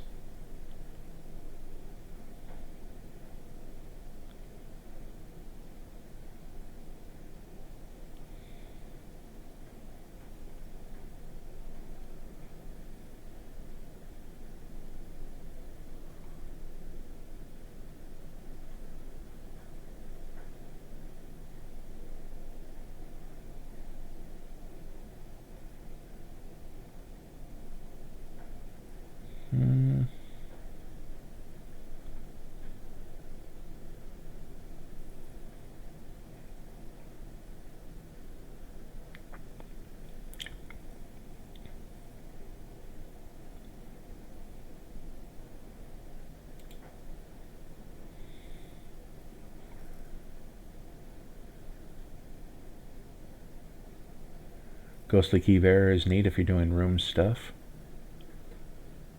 Glen Alindra Archmage. Glen Alindra is a place. I believe it would be the Glen of Alindra, I suppose. Or a Glen in Alindra? I don't know. All I know is a Glen is like a gardeny clearing or something.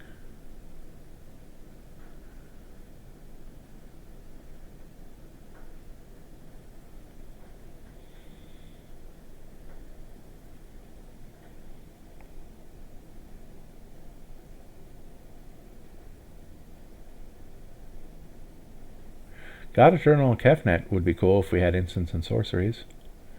You may reveal the first card you draw each turn as you draw it. Whenever you reveal an instant or sorcery card this way, copy that card and you may cast the copy. That copy costs 2 less to cast.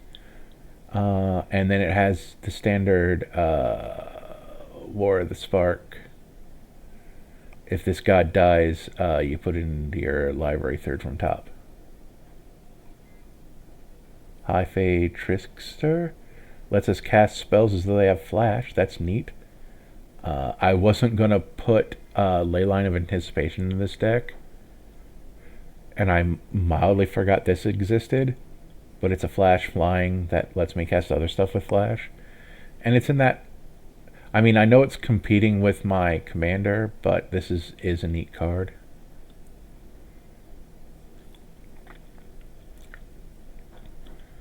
I play this later than my commander. I think I'd want to get my commander out first.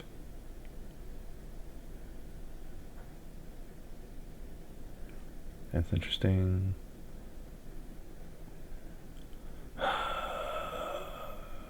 Katsumasa the Animator, what do you do? Huh. I'm not reading all that out loud. It's not going in the deck. We're not worrying about that case or that battle.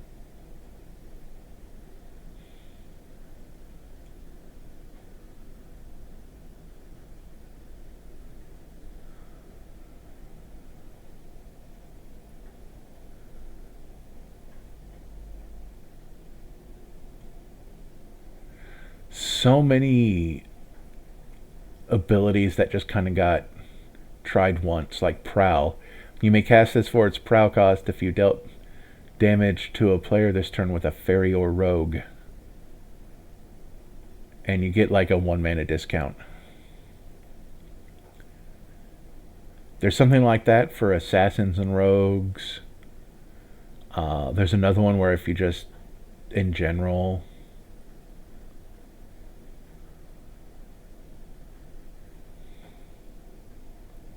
I wonder. I was about to wonder, since I have a lot of creatures with decent evasion, if ninjas would be good at like to sneak in a couple, but then I couldn't remember any like really good mono blue ninjas that I'd want to bother with.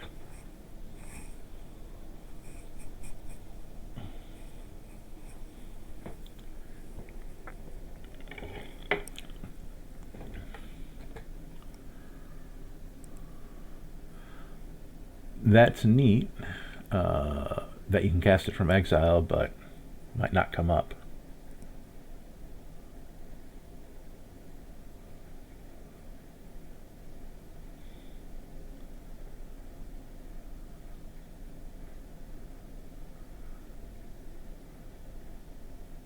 I mean, technically this is good because it creates a 1/1 blue illusion creature, but I've like passed over so many token makers that I may or may not be better than that one.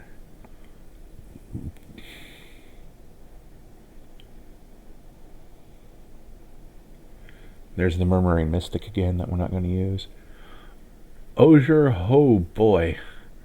Deepest Epoch. That gives your instants and sorceries rebound. That is neat. If I was running a bunch.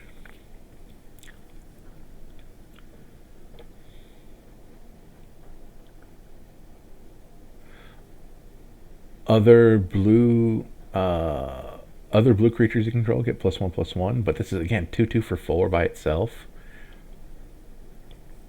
and it doesn't buff itself. Mm-hmm.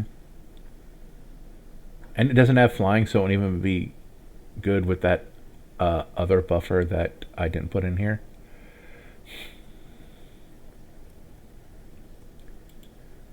So we're at 4. We're getting towards the top again. We don't like the things in 4. I realize need to be really good since they're competing with one of my commanders. So like if we go to Cuts Land, things with these 4 CMC ones are definitely hard on the chopping block if they're not like really neat. Like being able to cast stuff with Flash, which means instant speed.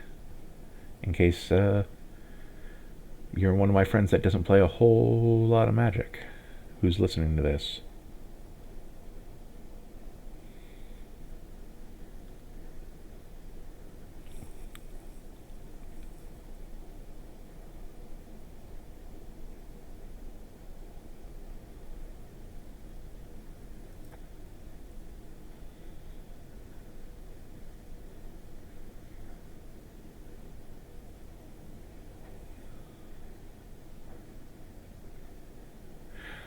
Actually, I do like Sphinx's Foresight. It's a 4/4/4 with flying, so that's fine. At the beginning of your upkeep, scry 1. It's card selection. But if it's in your opening hand, you get to scry 3 the first upkeep. Sure, doesn't do anything with our commander, but that's scrying 3. Untap, upkeep. Yeah, because upkeep happens for draw, so like, I feel that's cool. It doesn't go with the commander, but like this magical Christmas land, like this is a stocking gift, not like a under the tree gift. Christmas land where you can scry 3 on your first turn, just to really smooth out your starting draws. As you've seen with me trying to playtest the white deck, shufflers are mean to me.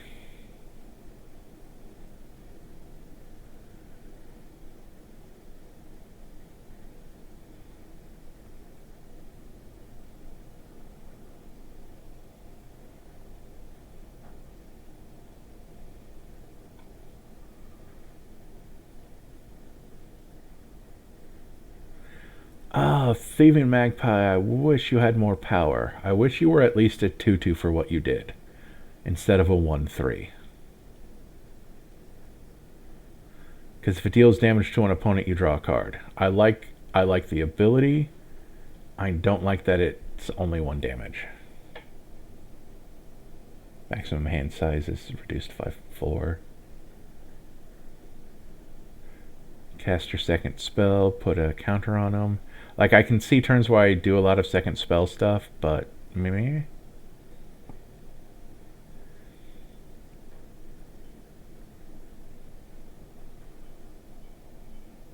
Huh.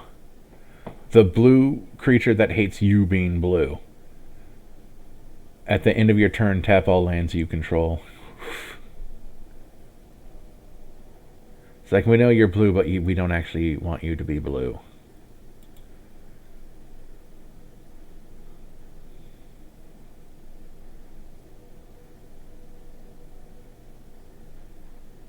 Here's that Whirler Rogue.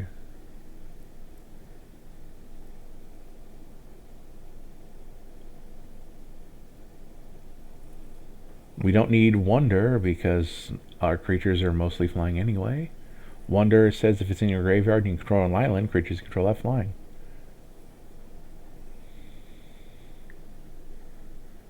Oh, we're in the 5s now.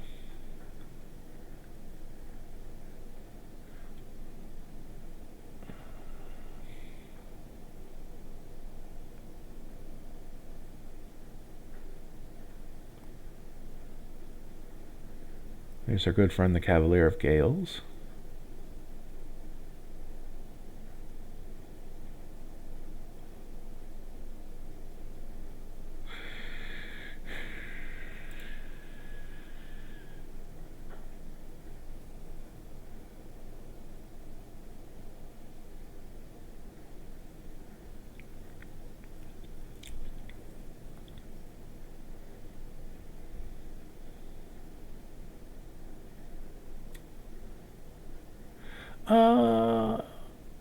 Defiler of Dreams, because this is a blue deck that actually casts blue permanent spells. I remember when this card was previewed, people were like, blue doesn't cast permanents. Like, I'm not going to want to pay 2 life a lot, because it's not like we're gaining it back. But, you know.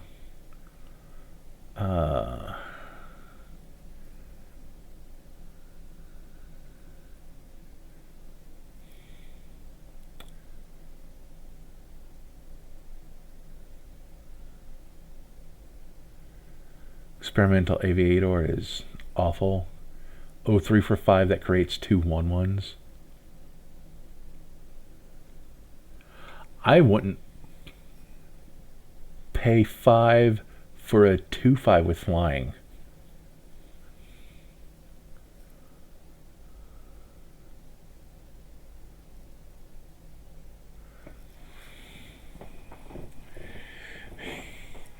I looked at the initiative giver again and I'm like, I don't know. I get a 1/1 blue fairy dragon at the end of my turns if I have the initiative. And I have flying creatures, so that might not be difficult. But I think my opponents will thank me for not adding the initiative to the game for no reason. Oh, that one has Cascade. That 3/3 for 5 with flying with Cascade. I don't know. I'm going to throw that on the maybe board because it might not be good, but that feels fun. Cascade is fun as long as you're not good.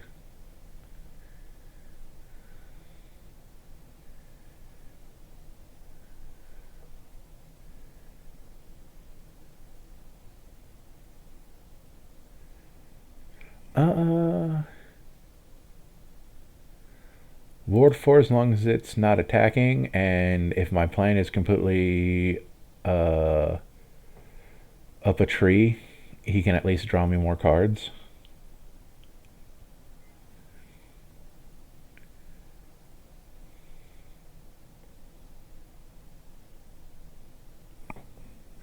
Kingfisher.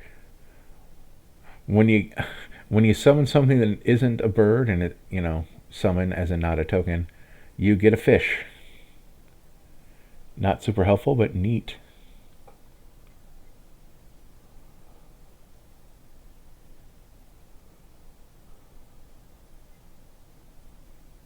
This is the kind of stuff that I put in my deck instead of Ladman, Jace, and Thoracle, which, by the way, none of those cards are going in this deck. I just thought I'd say that out loud. This and the Sphinx that puts +1/+1 counters on itself.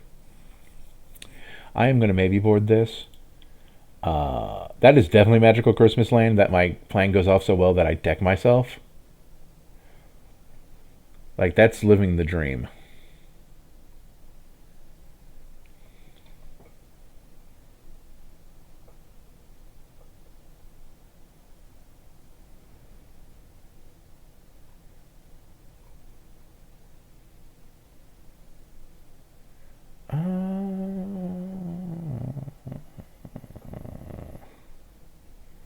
The Molly D, 3 mana, draw 2 cards, or 5 mana, draw 2 cards and get a 2/2. Yeah, we like this.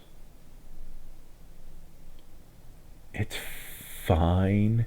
And again, we've learned with my mono white deck that if I can get card draw, I should probably use card draw.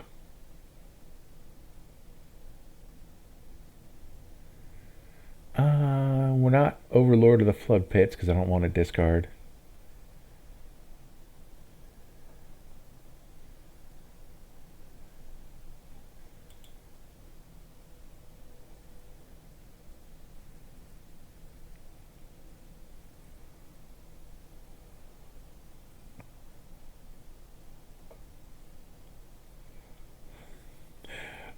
Peregrine Drake has to be free because that is garbage for how much it costs. A 2/3 with flying for 5, untap 5 lands. That is some blinky shenanigans stuff.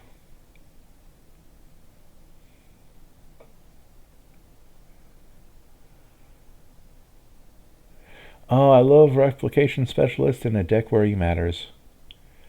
Whenever a non-token artifact enters the battlefield under your control, you may pay 1 and a blue. If you do, create a token that's a copy of that artifact.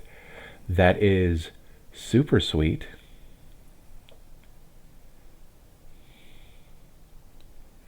If this was more of an artifact deck. And we're still in the 5 mana zone, so we're not even doing stuff that's competing with my other commander yet. Sarah's Sphinx in a reality where she's a blue planeswalker and not a white.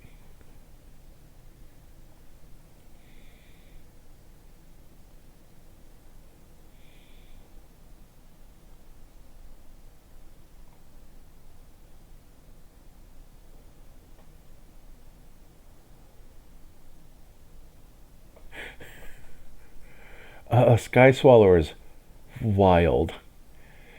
3 and 2 blue for an 8/8 flying. When Sky Swallower comes into, enters the battlefield, target opponent gains control of all other permanents you control.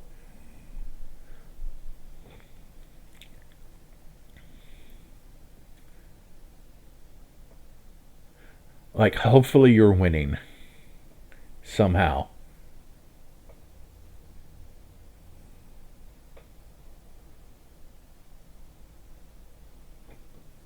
Like, I am not big brained enough to know what the plan after that is.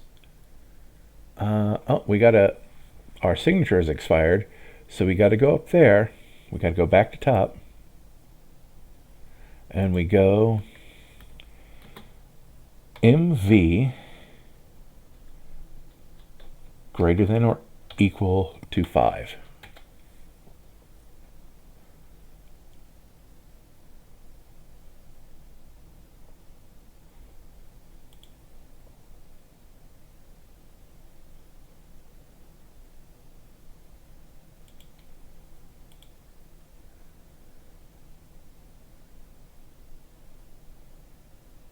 There we go. I was like, what? So then we got to get back down to where I was.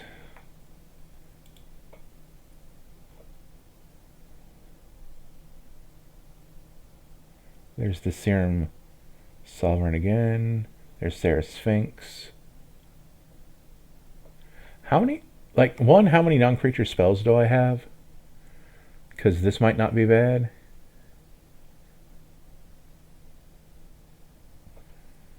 Although I think all of my non-creature spells are very early. So we got 13 artifacts, 2 enchantments for a total of 15. That's a weirdly low number of enchantments for me. 13 instants, so that's 28. But 31 once we get to the sorceries.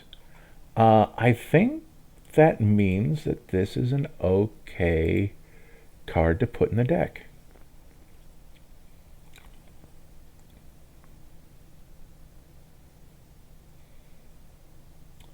Tribute, like we've seen some of these before, but I'm kind of reevaluating some.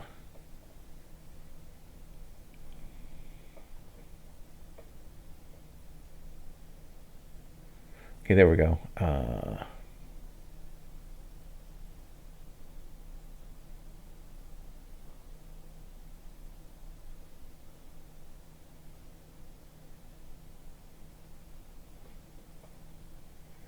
This is far too magical Christmas landy for me. Power and toughness equals my cards in hand, and if it deals combat damage to a player, draw a card. That's asking a little much of me. Make your other expensive spells slightly less expensive. I feel good about thinking about that one.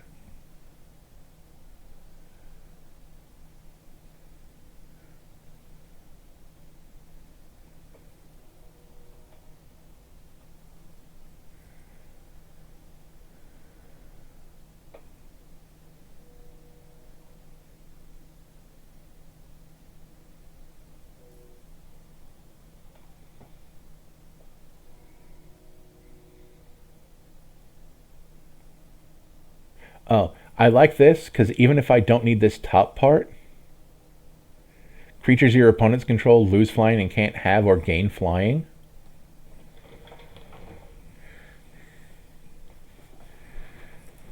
That is finisher territory.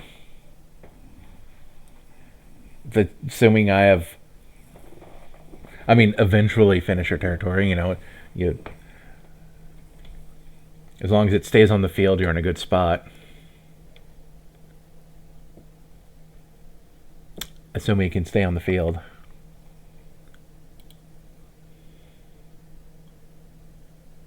It is the most expensive of the archetypes, too.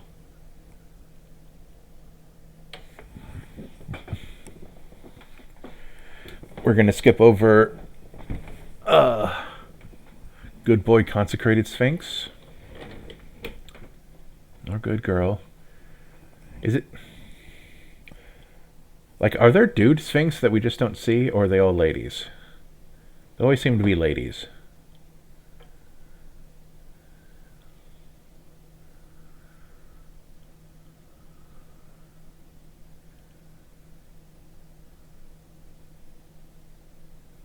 What's funny is that I put in that Mystic Island with only 16 targets, but that still doesn't bother me. Fear of sleep paralysis. That's eerie, so that has to do with enchantments entering the battlefield.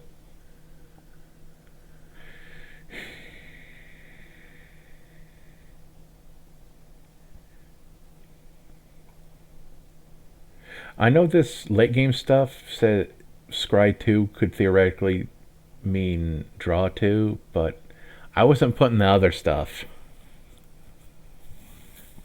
Unless, like, it was a really good deal. Like the scry 3 on a 1/1 for 1.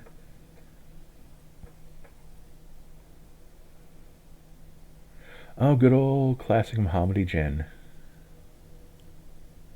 I remember actually putting that in decks because I'm like, oh, it's a big flying thing.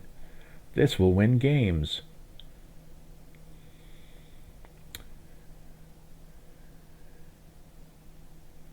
Huh. Pull Jamar would be cool if this was typeline typal. Something that costs 6 mana shouldn't have landfall, in my opinion.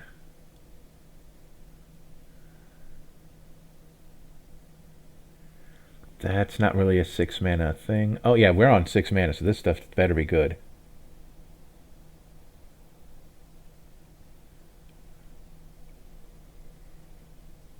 If this was more of an artifact deck, this thing that has hexproof if you control 4 more artifacts, and then you can tap 2 untapped artifacts you control to draw a card. Yeah, that'd be neat. That's neat in the investigation blue deck.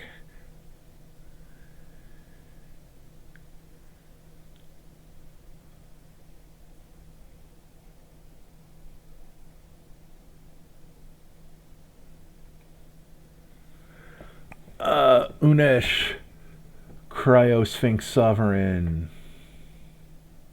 Oh, that's the Sphinx General.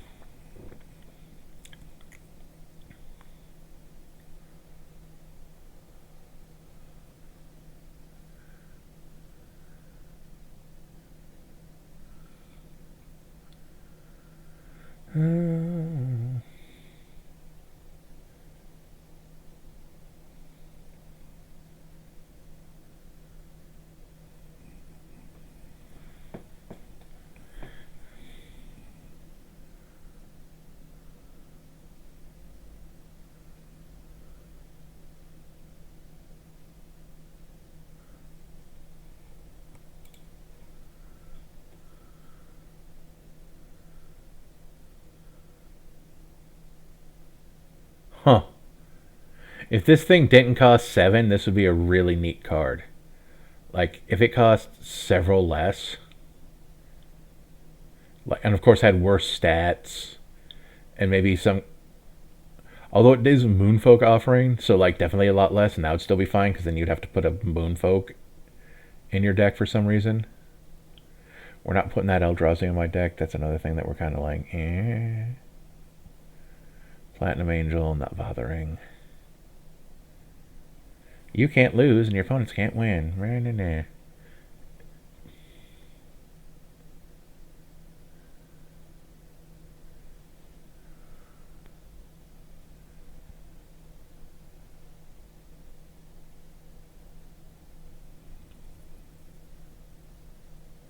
Just a 10/10 beater with flying that you have to champion in elemental, which is not something I can guarantee having.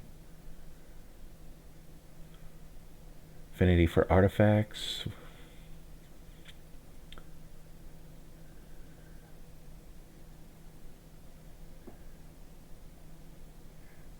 Again, this is way too much for this effect.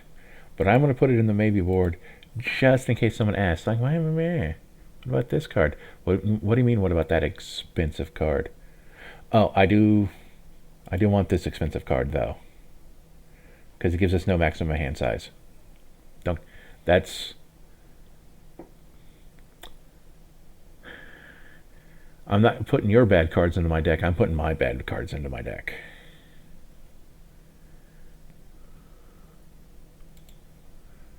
Star Whale.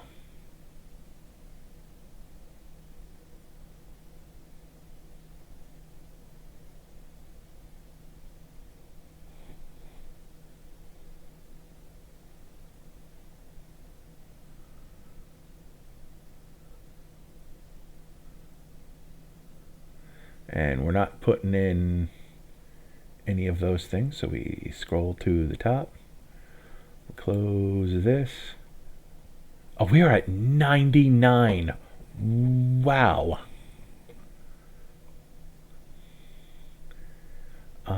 And I'm sure... And we have 24 creatures exactly, so the next thing I put in doesn't... Well, we have 26 because of over here. And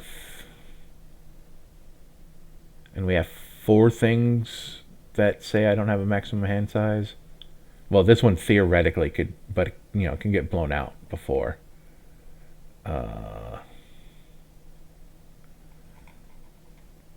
Let's go back to categories really quick, and we're going to add our last card. And, wow, unlike the last one where I was just really wanted to end the video, and this one's longer than that video, and I knew it was going to be. Oh, actually, what's funny is I want to take stuff out because I realized there were some cards. There were some specific cards, or at least one. Hold on, let's go back to type. Artifacts with mana value 2. I have a lot. I only have 2 with 3, so because there's 2 specific creatures. Categories.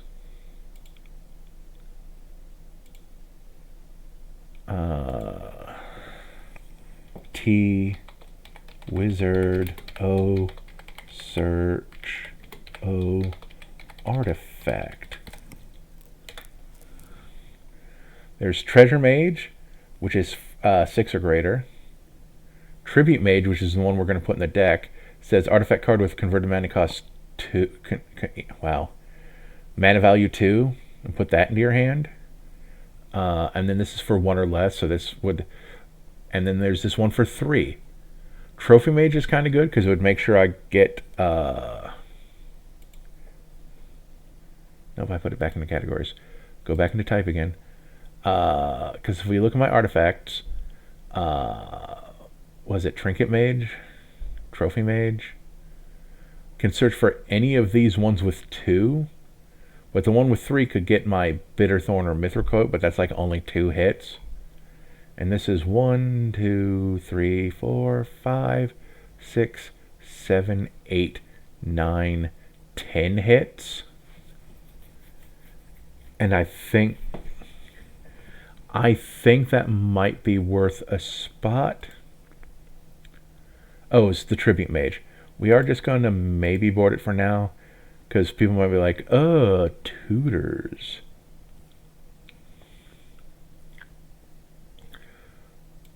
Oh, wait, do I have any artifact creatures? Hold on. Solemn Simulacrum, but that costs 4.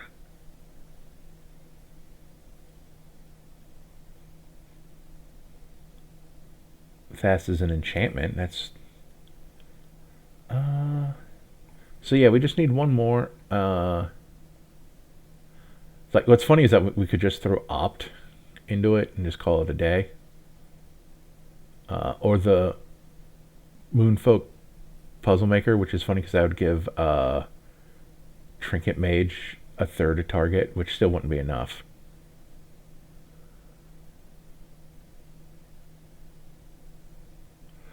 You know what? Donal.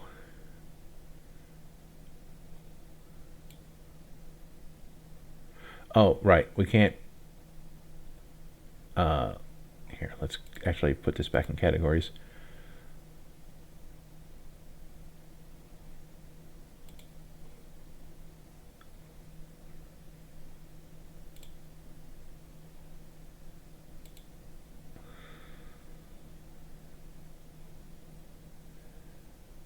Trying to see, what did this put 2? Nope. Minus. So I'm going to minus there just to get rid of it, because I don't know where it would go. Donal. Oh, he goes into a section called Tonin. Because, where is the token section? Yeah, because it doesn't cost anything. And I have a lot of non-legendary creatures. And that will theoretically work with that one guy that I have no... Oh, I guess he's over here in this weird draw section that counts that counts scrying as drawing. The Curiosity Crafter. Those two theoretically work together. There we go.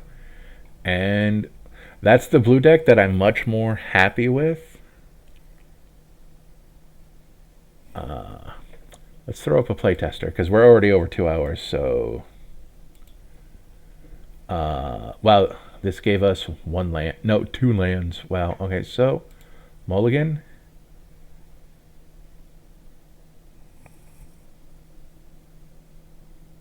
Mulligan. There are islands in this deck, right? Back to deck. Land. 30 islands. So that was just bad luck, right? There we go. 3 islands. And a turn... And 2 turn 3 plays. 4 islands and 2 turn 3 plays. Let's mulligan again. Okay. So we keep this hand. This is the... That came into play tapped. Then we cast this for our Arcane Signet.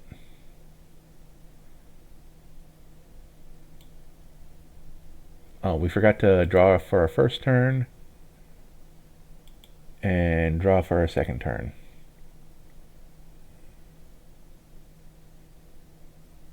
Now we draw for our third turn. And we play this. And we could have Serum Visioned. We could unsummon. We could Endless Atlas, but we don't have enough lands of the same type. We don't have a legendary creature to attack our Mithril Coat too. So we will play the Sphinx of Foresight. That I need to look at. Oh, this thing, so we scry one at the beginning of our upkeep. So before we draw...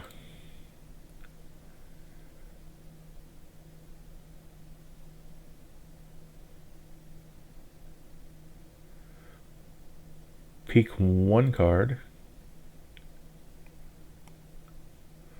I'm fine with drawing that. So we're just going... So we go back. We draw our card. We cast it, because now we can... with one, and then we have 1 mana left over. Yeah, once again, as long as you draw lands, I'm kind of done with this video. So I guess I tacked on... Well, technically, I tacked on another like 20-ish minutes, but only 12 of that was the recap. But I might not even have a recap next week, because I'm much happier with this one. I'm going to stop this video, and I'm actually going to look at the mono white deck. Oh, I forgot to rename it on recording. This is actually now called Scry Me a River, because of all the scrying that it supposedly does.